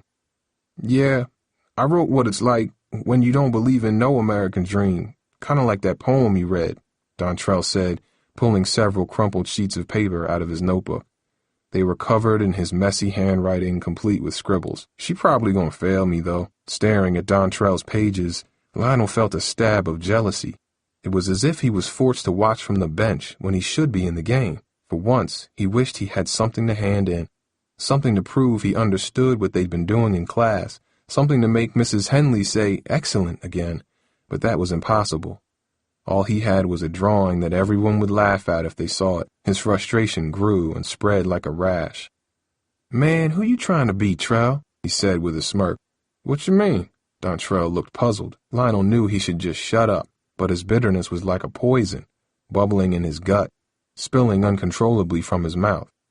"Look at you sitting there with your homework all done like you an honor student, like you better than me or something. It ain't like that. You think some stupid essay you write is gonna change anything? You just like me, Trell, stuck at the bottom. Ain't nothing ever gonna change that," Lionel fumed, angry at himself. "What's your problem, El? What'd I do?" Dontrell asked, a mix of hurt and confusion in his voice. Just forget it, Lionel said, wishing he could take the words back and walk away. Man, I'm just trying to survive up in here. Maybe what I did isn't great, but it's better than sitting around waiting to fail. If you ask me, that's stupid. You calling me stupid? Lionel snapped, exploding from his chair and glaring down at his friend. The entire class turned to face them. Mrs. Henley rose from her desk and rushed toward the back of the room. That's not what I meant. Is there a problem here, gentlemen? Mrs. Henley asked, moving nervously between them. White-hot rage swirled inside Lionel. Rage at his friend whose words stung with truth, at his classmates with their essays ready to be collected, at the school where he felt lost each day, at himself for being unable to do better. For several seconds, images flashed in his mind like scenes from a nightmare. He saw himself shoving Mrs. Henley aside, beating Dontrell down in the middle of the crowded classroom, hearing Malika scream as he landed punch after punch on his old friend. He'd show them he still had power, even if he failed in school, even if he was stupid. But deeper inside, standing there in front of his peers, Lionel knew it was all wrong, that his anger had nothing to do with Dontrell. Use it on the court, Officer Hodden's advice from the summer came back to him. It was the only answer he had, the one thing that still mattered. He remembered tryouts were just hours away. The thought pulled him like a lifeline from the boiling sea of rage. Lionel took several deep breaths. Ain't no problems, he answered finally, grabbing his chair and slouching into his seat. We just talking, that's all. Mrs. Henley and Dontrell avoided him through the remainder of class. When the bell rang, Lionel hoped to slip away quickly, but she called him just as he reached the door. Lionel, I didn't get a rough draft from you, she said, leafing through a thick stack of papers at her desk. Is there a reason for that? He felt blood rushing to his face again. Reason, nah. I'm sorry, Mrs. Henley, he said with a shrug. I thought you said it was due Friday, he added, trying his best to sound sincere. I'll try to get it in then. She rubbed her forehead and dropped the stack of papers into a large folder. I'm disappointed, Lionel, especially after the letter I sent home. You can do better than this, I know it, she said with a sigh. Let's talk about it after school today. After school? I can't, Mrs. Henley. I got basketball tryouts. You got bigger things to worry about than basketball right now, she warned. I'll look for you after school today. We can talk more then. But Mrs. Henley, Lionel, that's enough. You can either see me after school or you can go straight to Miss Spencer's office and talk to her about it right now, she said. Lionel turned his back on her and stormed out of the classroom. She could say all she wanted, but there was no way she'd keep him from basketball. No way. Lionel went straight to the gym after his last class. Coach Barber and 2 other men were there, each with clipboards in hand. One man with the body of a weightlifter introduced himself as Coach Tubbs and directed the boys into the locker room to get changed. Inside, Lionel walked into a crowded maze of steel lockers that stretched in rows over the dirty tile floor. Wooden benches divided the rows of lockers.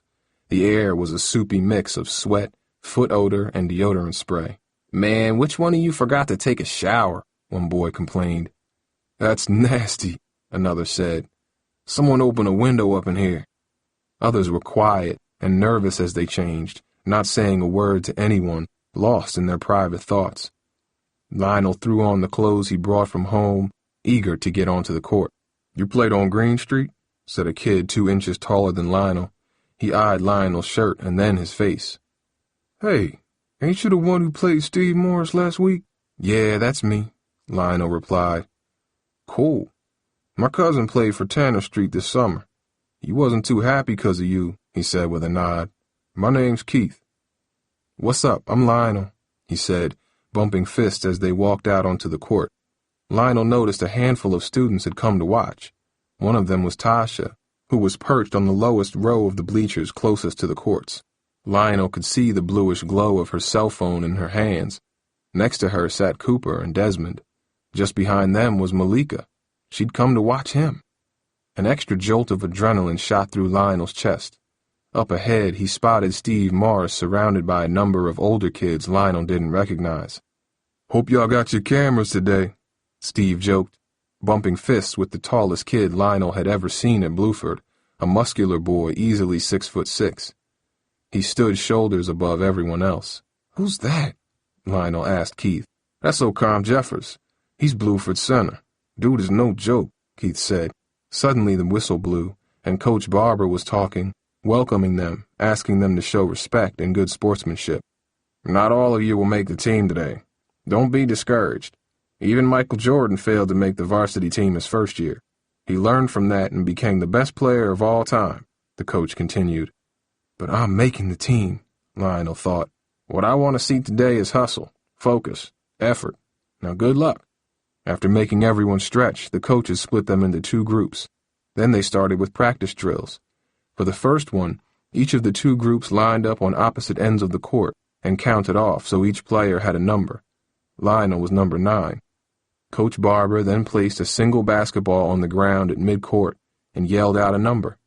The 2 players with that number had to sprint to the middle of the court, try to grab the ball, and return to their basket to score. The other player had to stop them. Lionel's neck throbbed as he waited for his number to be called. 9! His shoes squeaked in protest as he exploded onto the court, accelerating so that he nearly collided with the kid on the other side. He reached midcourt first, but the other guy, one of Steve's friends, stripped him of the ball and started dribbling down the court. "Hustle! Hustle!" the coaches urged. Lionel sprinted alongside his opponent as he went for the layup. As soon as he left the ground, Lionel struck. Whap! He knocked the ball from his opponent's shooting hand, cut behind him and scooped it up, sprinting full speed back to his basket. His layup was in before the kid even got to his foul line. Next, the coaches made each group perform a shoot-around drill just like the ones Coach Hodden used over the summer. Lionel was full of so much energy, his first 2 shots were too strong, clanging off the rim loudly. "Watch your form," Coach Tubbs barked. But as Lionel continued, he found the zone. He became looser, and the hoop seemed to grow wider, easier to hit. He ended up sinking 5 of 7 in an arc around the basket. He noticed the coaches taking notes. Most kids in his group made fewer than him, except for Keith, who tied him. Coach Barber ran the third activity, a tough rebound drill that started with each player having to bounce the basketball off the backboard. Then they'd grab their own rebound, zip a quick pass to their coach, race down the court, catch a pass from their coach, and try to make a layup. Lionel watched as the drill exposed flaws in everyone's game. Some missed their rebounds and had to chase them awkwardly, slowing the rest of the line down. Others seemed to jog when they should run. "Come on, move!" Coach Tubbs barked. "Your opponents aren't going to take their time. You got to move." One kid didn't position his body right to catch the pass and was unable to shoot his layup until it was too late. His shot hit the underside of the backboard and bounced all the way to the bleachers. He looked embarrassed as he chased it down. Lionel watched him run by. He felt the same way in Mrs. Henley's class. "That boy don't belong out here," someone said, while a few others laughed. "Man, leave him alone," Keith barked. "At least he's trying." That's right, we building a team now," Coach Tubbs said, nodding encouragingly at Keith. Then it was Lionel's turn. He banged the shot off the backboard and jumped up, snagging the rebound and whipping the pass at his coach. Lionel heard his shoes chirp on the floor as he pivoted around and sprinted down the court. He'd watched the previous players and knew where the pass would be. He even figured out the best lane to travel, one that would give his shot the best angle. And there it was, just as he expected, the pass rocketing in, his feet perfectly coordinated. He came off the ground, the ball curving off his fingers, a perfect layup, the best of his group. All right, Coach Tubbs said, pumping his fist. "That's what we're looking for." After 2 defensive drills, the coaches decided to end tryouts with some quick full-court games. For this final activity, the coaches selected teams. Lionel noticed that Coach Tubbs and Barber chatted for a few minutes, and then chose Keith and Lionel to be a part of the team that was going against several varsity guys, including Steve and Ocam. The rest of the students sat on the sidelines watching intently as if they knew the matchup was important. Keith played center and lost the jump ball against Ocam, who was much taller. Within seconds, Steve snagged the ball and began racing down the court, his arm pumping like a piston as he dribbled. Shoes squeaked against the hardwood. The ball smacked against the court like a drumbeat, getting louder as Steve approached. Lionel immediately slid into Steve's path, his arms out, adjusting as Steve charged his way. If they were on the blacktop, Lionel figured Steve would have plowed through him like a freight train, but with the coaches there, Steve would be called for charging. Lionel knew he wouldn't let that happen. Lionel watched Steve's eyes, saw him sizing him up. He wanted to steal the ball, but if he missed, Steve would have an easy basket. Instead, Lionel stayed with him, sticking on Steve like glue, containing him as best he could. Steve dribbled fast, threw a double crossover, and nearly spun him off twice before Lionel finally stopped him just beyond the three-point line. But then Steve began to roll to his right. Lionel moved to follow him and then saw a wall in front of him. It was Ocam. Crunch. They collided, and Ocam held him just enough for Steve to sneak by. A classic pick and roll. Lionel knew Steve was going for the basket. He darted toward the rim then, hoping to get the rebound from Steve's shot, but it was too late. Wham! Steve popped up and dunked the ball right over Keith. A perfect move. Lionel knew the two older boys had an edge because they had played together. They knew each other's game. It almost wasn't fair. "Nice pick, Ocam," shouted a coach. Lionel took the ball into play then, going the other way, eyeing his teammates as he stormed down the court, seeing where they positioned themselves, figuring out how they were guarded. Steve came at him just as he crossed the half-court line. He shifted left, then right, trying to make Steve commit, but this time the crossover didn't work. Steve read it and trapped him without a shot. But then Keith came near. Lionel liked his instinct. He had game. Lionel whipped a pass over to him and dashed inside. Keith saw his move and snaked an impossible bounce pass right back. Lionel scooped it up, but Ocam, Bluford's big man, was right there, smothering him. His long arms seemed to be everywhere. "Watch out for him, Ocam," Steve warned. "He's quick." Ocam was so close that Lionel could smell his sweat and see the trace of a mustache under his nose and a tiny scar beneath his chin. "You ain't got nothing," Ocam grunted. "This is my house." Lionel raised the ball fast with his hands, exaggerating his shoulder movement as if he was about to take a big jump shot. Ocam took the bait, jumping to block Lionel's shot, which never came.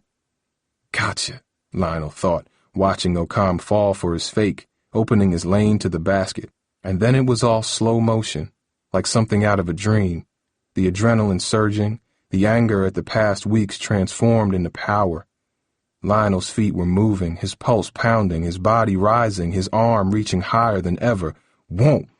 Lionel's first dunk exploded like a bomb blast in the gym. Hoots and cheers erupted, and Keith slapped his hand. The rage that consumed him hours earlier seemed to lose its grip, unable to hold him down. The whistle blew, and Coach Barber substituted in new players, but not before he yelled out words that echoed in Lionel's heart. "Good, smart play, way to hustle." Lionel's heart thundered as he sat down on the edge of the court, confident he'd made the team. But then his eye caught several people entering the back of the gym. Mr. Coleman, his study skills teacher, was there. So was Mrs. Henley and Miss Spencer. Their eyes were locked on him. Chapter 9. Lionel felt his stomach churn as Miss Spencer pulled Coach Barber aside. His other teachers moved in close too, as if it was football and they were huddling. "What are they doing here?" Keith asked. "Someone's getting busted, that's what," another player answered. Lionel stood up, his ears ringing, his heart knocking against his ribs. What were they saying? Coach Tubbs continued running practice while the small group of adults talked. After several seconds, Coach Barber winced as if he'd heard something that pained him. Then they all turned toward Lionel. Coach Barber called him over. Lionel knew the other students were watching as he forced himself to walk to the back corner of the gym. "I'm sorry, son," Coach Barber said. "You get yourself straightened out, get your grades up, and I got a team that could use you." It was a nightmare come true. Lionel shook at the words, tried to push them back, deny them. "Huh? What are you saying?" "I hate to say this, but you're not eligible to join the team right now. Your grades—" "No, you can't do that," Lionel cried, his voice booming into the gym. "That ain't right. I was good out there, Coach." "Come on, everyone. There's nothing to stare at. Get back to work," Coach Tubbs yelled in the distance. Lionel glanced back to see Desmond and Cooper leaning forward trying to listen to them. Malika held her chin, her mouth open as if she was watching an accident happen right before her eyes. Tasha was craning toward him too, her camera phone pointed right at him. "I'm sorry, Lionel, but this isn't about the court. Grades and your conduct off the court are just as important." Miss Spencer spoke up then. His teachers nodded in agreement. "Don't do this," Lionel begged, desperate to change their minds. His hands trembled and his eyes started to sting. It felt as if they'd ganged up on him, robbing him right there in the middle of the gym for everyone to see, stealing the one thing that kept him from spinning out of control. "You did it to yourself, and you can fix it yourself," Miss Spencer added firmly. There was a note of sadness in her voice too, though Lionel didn't care. "Let's talk about it in my office. Come on, Lionel." She gestured toward the doorway leading out of the gym. Lionel glanced back at the basketball court and the small crowd of people still watching him. "Get those grades up and come back to me," Coach Barber said then, putting a hand on Lionel's shoulder. "You're a smart and talented player. I want to see you on the team." Lionel shrugged his hand off as if the touch burned him. "Don't take this from me," Lionel said to all of them, unable to express why basketball was so important. "It's all I got. Don't take it." But in Miss Spencer's office, they didn't seem to understand. "Lionel, you need a C average to play," Miss Spencer explained as his other teachers looked on. "Everyone who plays for Bluford is under the same rules. That means you too." "A C average?" Lionel gasped. It was the final nail in the coffin. "And you can start by handing in the work you owe in all your other classes," Miss Spencer added.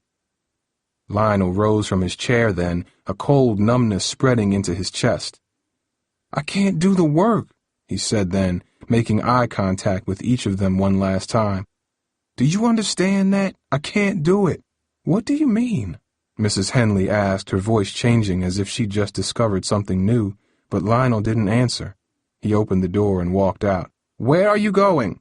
Miss Spencer asked, following him into the hallway. "Lionel!" Lionel kept moving, shutting out their voices and pushing their faces from his mind. He walked down the mostly empty hall and kicked open the front doors of Bluford High. Deep inside him, a flame had been snuffed out. A dream had died. Lionel ran from Bluford as fast as his feet would carry him. He sprinted past Superfoods, weaved around a small crowd of teenagers, and crossed in front of a car that skidded to avoid him. The driver cursed as he passed, and some of the kids cackled in laughter. "Man, that boy don't look good," said one of them. "Where's the fire, bro?" "What you running from?" said another. Lionel felt as if he was on fire, as if flames were on him, consuming him, breaking him down until there was nothing left but ash and pain. His feet carried him up a familiar block, pushing him to do one last thing before Bluford High School slipped away completely. He went 2 blocks north to Union Street and was suddenly dashing up the steps of Dontrell's house. A second later, he was knocking on the door. Dontrell pulled the door open and looked at him, a strange expression on his face. Lionel cut him off before he could say a word. "Yo, Trell, I'm sorry about what I said today in Mrs. Henley's class. That wasn't right," he said, reaching a fist out to his old friend. Dontrell stood motionless, studying him. "You all right, Al?" he asked. "Your eyes are all red." Lionel nodded. "I just needed to apologize, you know. It ain't right that I teased you for doing your work. Like you said, you was just trying to get by. Ain't no one should get on your case for that, especially not me." Dontrell bumped his fist, and Lionel felt like it was done. He said his final goodbye. He turned and walked down the steps as he had for years. Only now it felt different, as if the world had changed somehow, and they'd never be the same. "What happened at tryouts?" Dontrell asked. "You made a team, right?" Lionel paused for a second, unable to respond. "Talk to Tasha. She got it all," he said, imagining the rest of the school going online so they could see him screaming at his teachers in the gym. "I gotta go, Trell," he added. "Take care of yourself, bro." Dontrell asked him something then, but Lionel tuned him out. He knew what he had to do next. Back at home, Aunt Mimi confronted Lionel as soon as he walked in the door. "Boy, where have you been?" she yelled. "Your principal called twice this afternoon. She wants you and your dad to come in for a conference right away. I told them he was on the road, but she asked for his cell number, and when I gave it to her, she practically hung up on me. What happened?" Lionel looked her in the eye. There was no point in lying anymore. Dad probably knew everything by now. With Miss Spencer's phone call, he'd know that Lionel lied about school, faked his signature, and didn't do his homework. He'd be furious. Maybe he'd even drive back to punish him. Lionel could picture Dad's face, the veins in his neck bulging as he yelled, his eyes full of anger and disappointment. Dad would ground him and take away basketball and his job at the car wash. Then he'd go back to work, to Denise or whatever, and Lionel would be trapped alone again, failing school and trapped in the house. There was no way he could live like that. "I quit school," he hissed. "What?" Aunt Mimi yelled, shaking her head as if she couldn't believe what she had just heard. "You can't do that." "I just did," he snapped, grabbing a trash bag and running down the hall to his bedroom with her right behind him. Kendra followed them and stood quietly at the edge of the hallway listening to everything. "What are you doing?" his aunt asked, standing in his doorway with her hands on her hips. Lionel rifled through his drawers, throwing his clothes into the bag. "Packing?" "What do you mean packing? Where are you going?" "My friend's house. I'm moving out," Lionel said, grabbing the small wad of cash he'd saved from the car wash. Aunt Mimi looked as if she'd been slapped in the face. "Lionel, I don't know what's going on, but I can't let you leave. You're staying right here." In the distance, Lionel heard Sahara cry. Aunt Mimi rolled her eyes in frustration. "Just a minute, baby," she yelled, yanking the plastic bag from his hands. Lionel pulled the bag back, anger flaring in his chest. "You can't keep me here. I ain't gotta listen to you," he screamed, unable to stop the rage from boiling from his lips. "You ain't my mama." His aunt stepped back and let go of his bag as if it stung her hands. He knew he'd hurt her feelings. He could see it on her face, and he wished he could take back the words, but it was too late.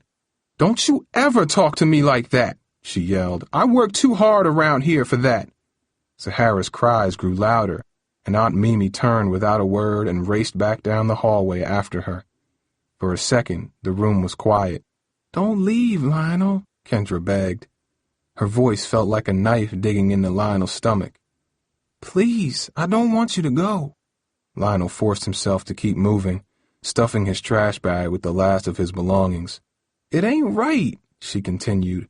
"First Mama, then Daddy, now you. What am I supposed to do? I don't want to be here alone. It's not even home anymore." Lionel shook his head. His sister's words held him for a second, anchoring him to the floor. But there at the edge of his bed was the notebook from the other day, his drawing still visible. He could see the championship banner he'd sketched for Mrs. Henley's assignment, his words scribbled underneath. Lionel's dream. It was an insult, a reminder of the door Miss Spencer had slammed shut on him just an hour ago.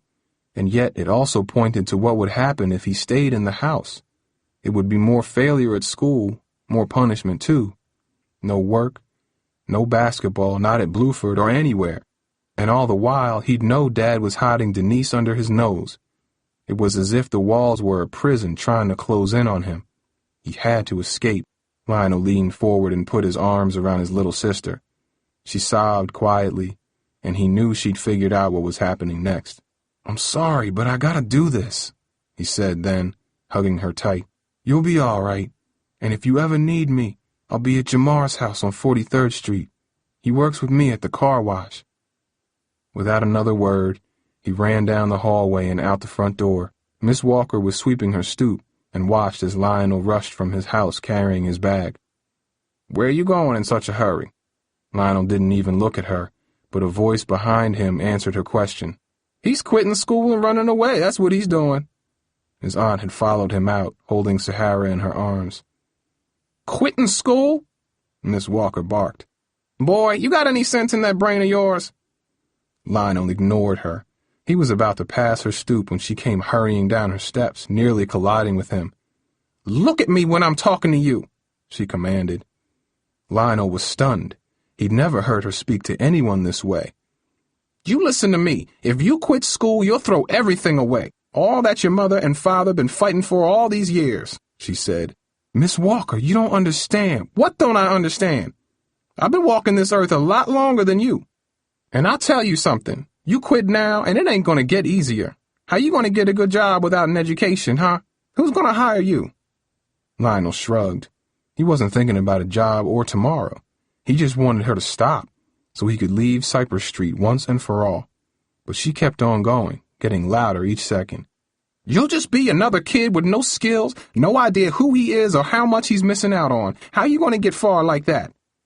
Lionel shifted the heavy trash bag to his other shoulder, trying to avoid her eyes. There's a whole world out there for you to see, she continued. But you gotta finish school so you can rise up to it. Too many good kids today never do. Instead, they're out there on the corner or strung out or worse, and I'm tired of it, she yelled.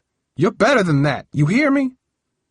A speeding police car raced through the intersection up ahead, its flashing lights reflected in Miss Walker's glasses like red and blue flames. I gotta go. She grabbed his arm, her hand like a claw on his bicep. No one owes you anything, Lionel. You gotta work for it. You gotta earn it, just like in basketball. Now, I know you're smart. My Russell was smart too, and he got his chance taken away from him. You still got yours. Don't go throwing it away, you hear me? Lionel cringed at her words. It was as if she'd draped Russell's ghost on his shoulders for him to carry. Her eyes stayed focused on him as if she was trying to drill into him with her stare. He could barely look at them, though he saw they were glistening and swollen. He could read the pain in them more easily than any words, and he felt it too. But she didn't understand that he'd failed school, that it was no longer an option for him. The doors were closed. As soon as her grip relaxed, Lionel started walking. No, don't go! His sister screamed, but Lionel blocked it out. He headed straight to his new home, Jamar's house. Chapter 10. Lionel's arms were sore by the time he reached Jamar's block. The last of the daylight had died away as he crept through the broken gate, dropped his clothes on the step, and knocked on the door. Overhead, a police helicopter chopped at the sky. What up, Al? Jamar said, beaming at him as he opened the door. You finally made up your mind? Lionel immediately smelled the pungent odor of marijuana, and he could see that Jamar's eyes were pink and bloodshot. The scent made him pause at the doorway. For half a second he felt as if he was on the court, looking for his options. Pass, dribble, shoot. But now Lionel knew he had no other choices. Jamar's place was his only move. Yeah, Lionel said, stepping inside, feeling the smoky air spill over him. Cool, Jamar said, slapping his hand. Put your stuff in the room and make yourself at home. It's your crib now. Thanks, Lionel said, scanning the cluttered living room. Everything was the same as Lionel remembered it, except that a ripped brown recliner was now next to the sagging green couch. And several cases of beer were stacked next to a cooler in the far corner of the room. You picked a good night to come over, Jamar said, glancing over at the alcohol. My cousin's having a bunch of his friends over. Should be here soon. Lionel felt uneasy as he carried his bag into the messy bedroom. The air inside was thick and close, smelling like a soupy mixture of marijuana smoke, old tires, and the wax they used at the car wash. Jamar quickly kicked all his things aside, clearing half the floor for Lionel. You want a hit? He said, offering Lionel what looked like a half-smoked cigar. You look like you could use it. No thanks, Jamar, Lionel said. Squirming inside, even though he was free of his father, he couldn't just let go of the rules he lived by for so long. He'd always been clean, an athlete for the Police Athletic League, the son of two parents who warned him about drugs and alcohol. And yet now, he felt smoke seeping onto his clothes, coating his hair and skin, sinking into his lungs. So why'd you decide to move in? Jamar asked. I thought Felix scared you. I quit school today, Lionel admitted. They wouldn't let me join the basketball team, so why should I stay there? That's what I was trying to tell you, Jamar said with an approving nod. Let me guess, you was failing, right? The question made Lionel wince. He couldn't deny the truth, he was failing. There was no sense in keeping secrets, but somehow telling Jamar bothered him. It was like admitting defeat and accepting what he'd fought against for so long that he was too stupid for school. Yeah, so what? He replied finally, hating the words as they dropped off his tongue. You just like me. Jamar said, glancing over at the old picture of his mother at his bedside. After my mom got sick, I had no time for school. My teacher started failing me, so I quit. What happened to her? Lionel couldn't stop himself from asking. I told you, she got sick, Jamar said, fiddling with a pack of matches. She always talked about liking school too, but it didn't help her. Lionel unpacked his clothes, pretending not to hear the sadness in Jamar's voice, even as it spread into the cramped bedroom like more smoke. Just then, Lionel heard car doors slam shut outside. A second later, the front door opened and laughter poured into the hallway. Sounds like Andre and his friends are here, Jamar said. Come on. Lionel felt a wave of dizziness as he walked with Jamar back to the living room. Suddenly, a hip-hop beat cracked and pulsed through the small house. Maybe it was the smoke and the noise or his own weariness from tryouts, but Lionel felt his own head getting hazy. He wobbled slightly as he followed Jamar into the living room. Andre and 4 other people he'd never met before stood around the cooler. 2 of them were girls. All of them seemed to be a few years older than Jamar, who was 17. Check it out, Andre. Lionel's gonna live with us, Jamar explained.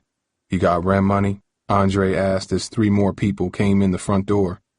Yeah, he's cool, right, Lionel? Lionel nodded as Jamar handed him a bottle of beer. No thanks, Lionel said. Come on, man, you're free now, Jamar urged. You ain't gotta worry. No one's gonna go telling your dad or anything. Lionel took the cold bottle in his hand as the music continued to pound in his head. On the couch at the far side of the room, Lionel saw 2 people light up a joint. Nearby, Andre and a friend gulped beer and talked with the girls who laughed loudly. One of them wore a snug jean skirt and stumbled into Andre as she talked. That's Aisha, Andre's girlfriend. She's drunk already, as usual, laughed Jamar. The dizziness in Lionel's head was spreading. His hands tingled and his feet felt strangely unsteady. Smoke tickled the back of his throat, making him cough every few minutes. Reluctantly, he took a gulp of beer to help. At first, the taste was horrible, and he nearly gagged. But with the music pumping, the growing haze in his brain, and the thirst and itch of his throat, it gradually bothered him less. I shouldn't be doing this, he said flatly at one point, looking at the bottle in his hand, feeling the smoke sting his eyes. He was sitting in a corner of the living room, watching everyone else laugh and talk around him. Man, you get used to it, Jamar answered. Helps you stop thinking, you know. Soon Jamar was handing him a second beer and then a third as the smoke and music mixed and swirled in the air. Already his anger at Bluford and Dad had lost its edge. School was a fading memory slipping behind him forever, dissolving in the mind-numbing haze. Even Malika's pretty face seemed foggy when he pictured it, along with Dontrell and everyone else at Bluford. He almost couldn't feel the sadness of leaving them all behind, of dropping out of their world, a world that was once his. Lionel had lost count of how much he'd drunk when he realized Jamar was gone. Nearby, a few people were dancing. Their moving bodies made Lionel's dizziness worsen, so he decided to go to his room to escape. But several people were in the bedroom sitting on the mattress talking quietly with Jamar. Hey, there's my new roommate. But Lionel turned away at the blast of smoke that hit him. He rushed back to the living room, where Aisha danced into him, nearly falling over. Lionel caught her and held her up, and she looked at him, her eyes glassy, her hands on his shoulders. Sorry, she said with a drunken smile. Then someone started yelling, Are you touching my girl? The voice was vaguely familiar, but it seemed far away and foggy, aimed at someone else, Lionel thought. And then Andre was in his face, screaming at him. Lionel was in a cloud of his breath and spit. I'm gonna beat you down right here if you touch her again, you hear me? It's cool, I was just helping her, Lionel explained, putting his hands up, but the room was spinning now, and a sour taste began to gather in his mouth. Lost in the haze and smoke and music, Lionel staggered to the bathroom as his stomach began to heave, blurred and groggy. Lionel stumbled to the toilet as beer-tinged vomit began spilling golden and sour down his shirt and splashing onto the back of the toilet. He heard the scream of girls and the cackle of laughter as someone opened the door on him. That boy is a lightweight. Ew, that's nasty. Gross. Lionel slammed the door shut and fell to his hands and knees, hunched over the toilet. Staring down at his reflection in the fluids from his stomach, Lionel saw himself for what he was. Stupid. Failure. Dropout. The words erupted from deep inside, mocking him. He hated what he saw, but he knew it was his fault. He'd made himself into the mess that returned his gaze. Strangely, then, the words of Langston Hughes's poem came back to him like the voice from a distant past. What happens to a dream deferred? Does it dry up like a raisin in the sun? Or fester like a sore and then run? Does it stink like rotten meat? Or crust and sugar over like a syrupy sweet? Maybe it just sags like a heavy load. Or does it explode? For the first time, Lionel knew the answers to the questions in the poem. A dream does all those things if it isn't lived, he realized. It dries up, rots, stinks, explodes. But it does something else too. It dies. Looking at his reflection in the stinking fluid, Lionel knew he couldn't stay with Jamar. If he did, he would end up just like him, working at a meaningless job, pretending to be happy as he numbed himself each day. There would be no school, but there'd also be no basketball, no family, no future. Lionel didn't want that. He forced himself off the floor. He knew he had to get out of the house now or he'd never make it. Lionel staggered through the crowd and stumbled to the door, his head pounding in pain, his stomach threatening to retch with each step. His balance still wasn't right, and he tripped through the broken gate, nearly twisting his ankle as he emerged onto the street. After just half a block, Lionel had to vomit again, holding himself against a wall as he spit out the last contents of his stomach, trying to keep his good shoes clean. His head felt as if someone was trying to hammer huge nails into his skull. A block further, with his head aching and dizzy, Lionel felt lost. In the haze of smoke and drink, the dark, unfamiliar neighborhood was like a maze, the houses strange and ominous. Was he still on 43rd Street? Was there someone he could ask for directions? Should he just go back to Jamar's house? What time was it? He had no idea. Just then, Lionel heard a thundering beat coming up the block from behind him. He waited for the car to drive by and the music to fade, but that didn't happen. Instead, it held steady, cracking and thumping the air behind him, but never passing, the words loud and clear. This ain't no game, this is for real. You gonna get hurt, them cuts won't heal. You gonna get stabbed, that blood's gonna spill. You gonna cry out before you get killed. Lionel knew the car was following him then. He knew he couldn't be that far from Jamar's, but he also knew he was too dizzy and sick to run. He thought of Russell and what Miss Walker had said to him. My Russell had his chance taken from him. Don't you waste yours. The music cut off abruptly and Lionel could hear the engine humming, the tires rolling slowly on the asphalt, the squeak of brakes. Yo, where you from? I don't know you, shouted a voice. Lionel kept walking, pretending not to hear. I'm talking to you. Where you going? Lionel peeked to his left and saw the car, a dark blue sedan. Along with the driver, 3 other guys were inside, all of them watching him. The one yelling at him was in the passenger seat, a reverse bandana on his forehead. Lionel knew he needed to give them an answer. I'm just going home, man, Lionel said. I don't want no trouble. Too late for that. All 4 car doors opened then, and Lionel watched as the guys surrounded him. His heart pounded in his aching skull. The world spun around him and he could barely stand, let alone run. Please, he said, thinking of Russell. Was this the way he spent his last minutes? Was this how his life ended that afternoon 2 years ago? Crunch. Suddenly fists were punching him, and he was on the ground. A kick landed in the ribs, and Lionel gasped for air, the pain shooting into him like a hot knife. Lionel's mind raced to his father. He pictured Dad hearing the news that his son died right there on the sidewalk like so many other kids in the neighborhood.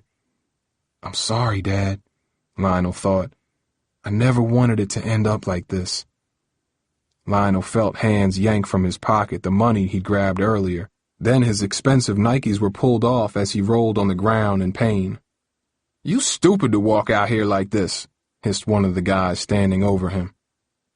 The world grew hazier, and Lionel heard Reverend Simmons's words echo in his mind. And yet this son is not lost. None of us are. That's when he noticed twin beams of light shining down the street and heard the sound of a truck thundering through the darkness. Then there was a blur of hurried voices, feet scampering, a car racing off, its tires screeching against the asphalt, the grumble of an enormous diesel engine growing closer, the image of his father's face dissolving. "Lionel, talk to me! Talk to me, son! Lionel!" Lionel felt as if he was falling, the world going cold and dark. Lionel woke up in a strange bed, wincing at the bright morning sun that filled his room with light. He tried to sit up, but his head throbbed and pain ripped into his side, making him groan. "Stay still, son. You're in the hospital," a familiar voice said. "Your ribs are bruised." He glanced up to see his father sitting at his bedside, his face lined with worry, his eyes tired and bloodshot. "How you feeling?" he asked, putting a hand on Lionel's shoulder. Lionel turned away. A wave of guilt swept over him. "Dad, I'm sorry. I never meant for this to happen," he replied. He expected his father to be furious and lecture him on everything he'd done wrong, but instead Dad reached over and hugged him. "You scared me, Lionel," he said, his voice cracking.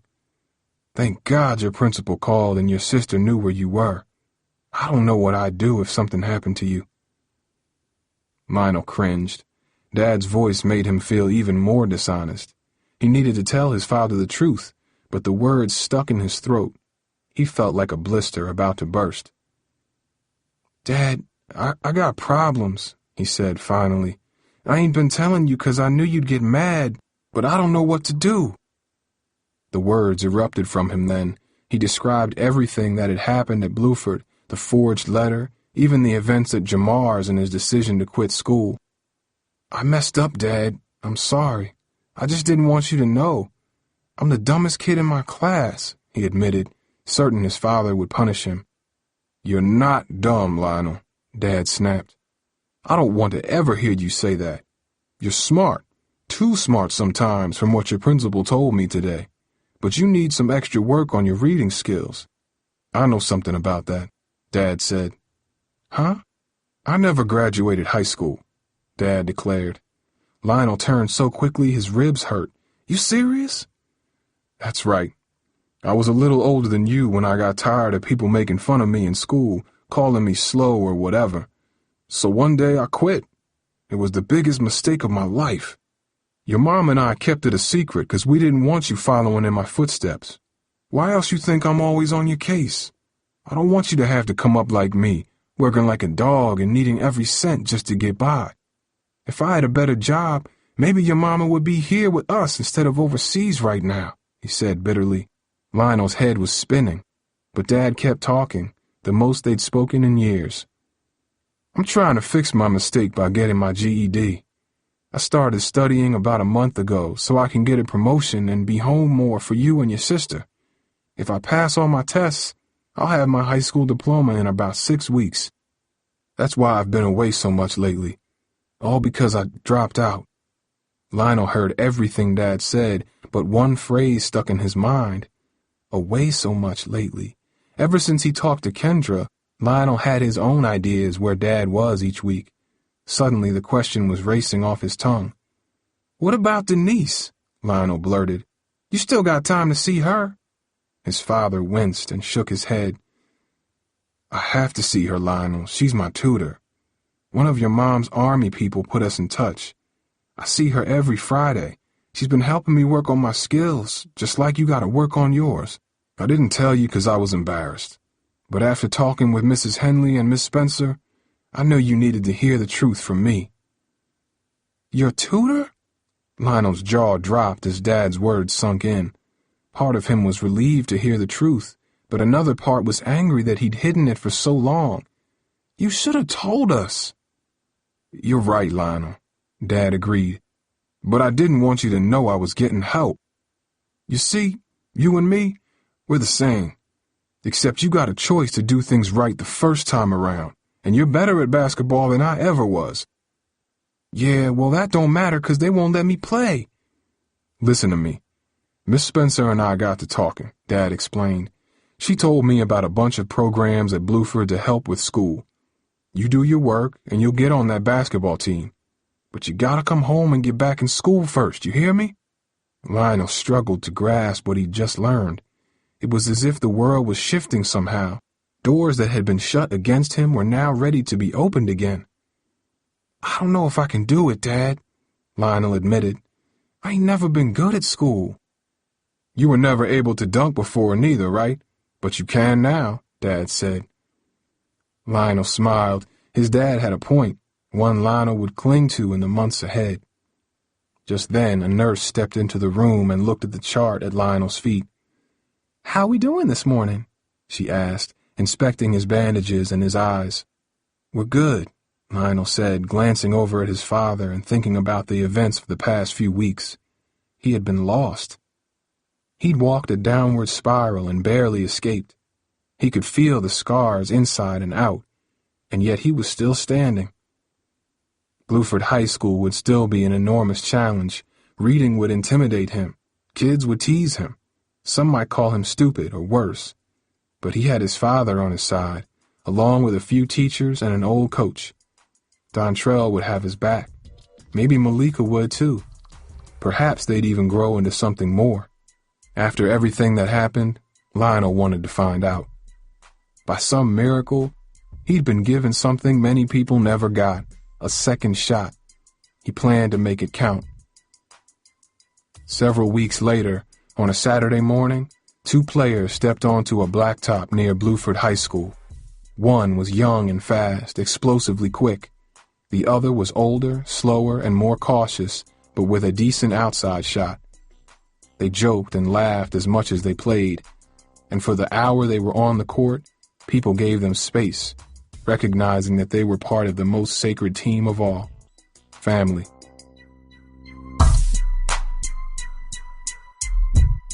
This has been a Townsend Press production from the Bluford series of books. School, written by Paul Langen and read by Jamil Gaines. This book was produced by Audiobook and features the music of Kenyon Whittington.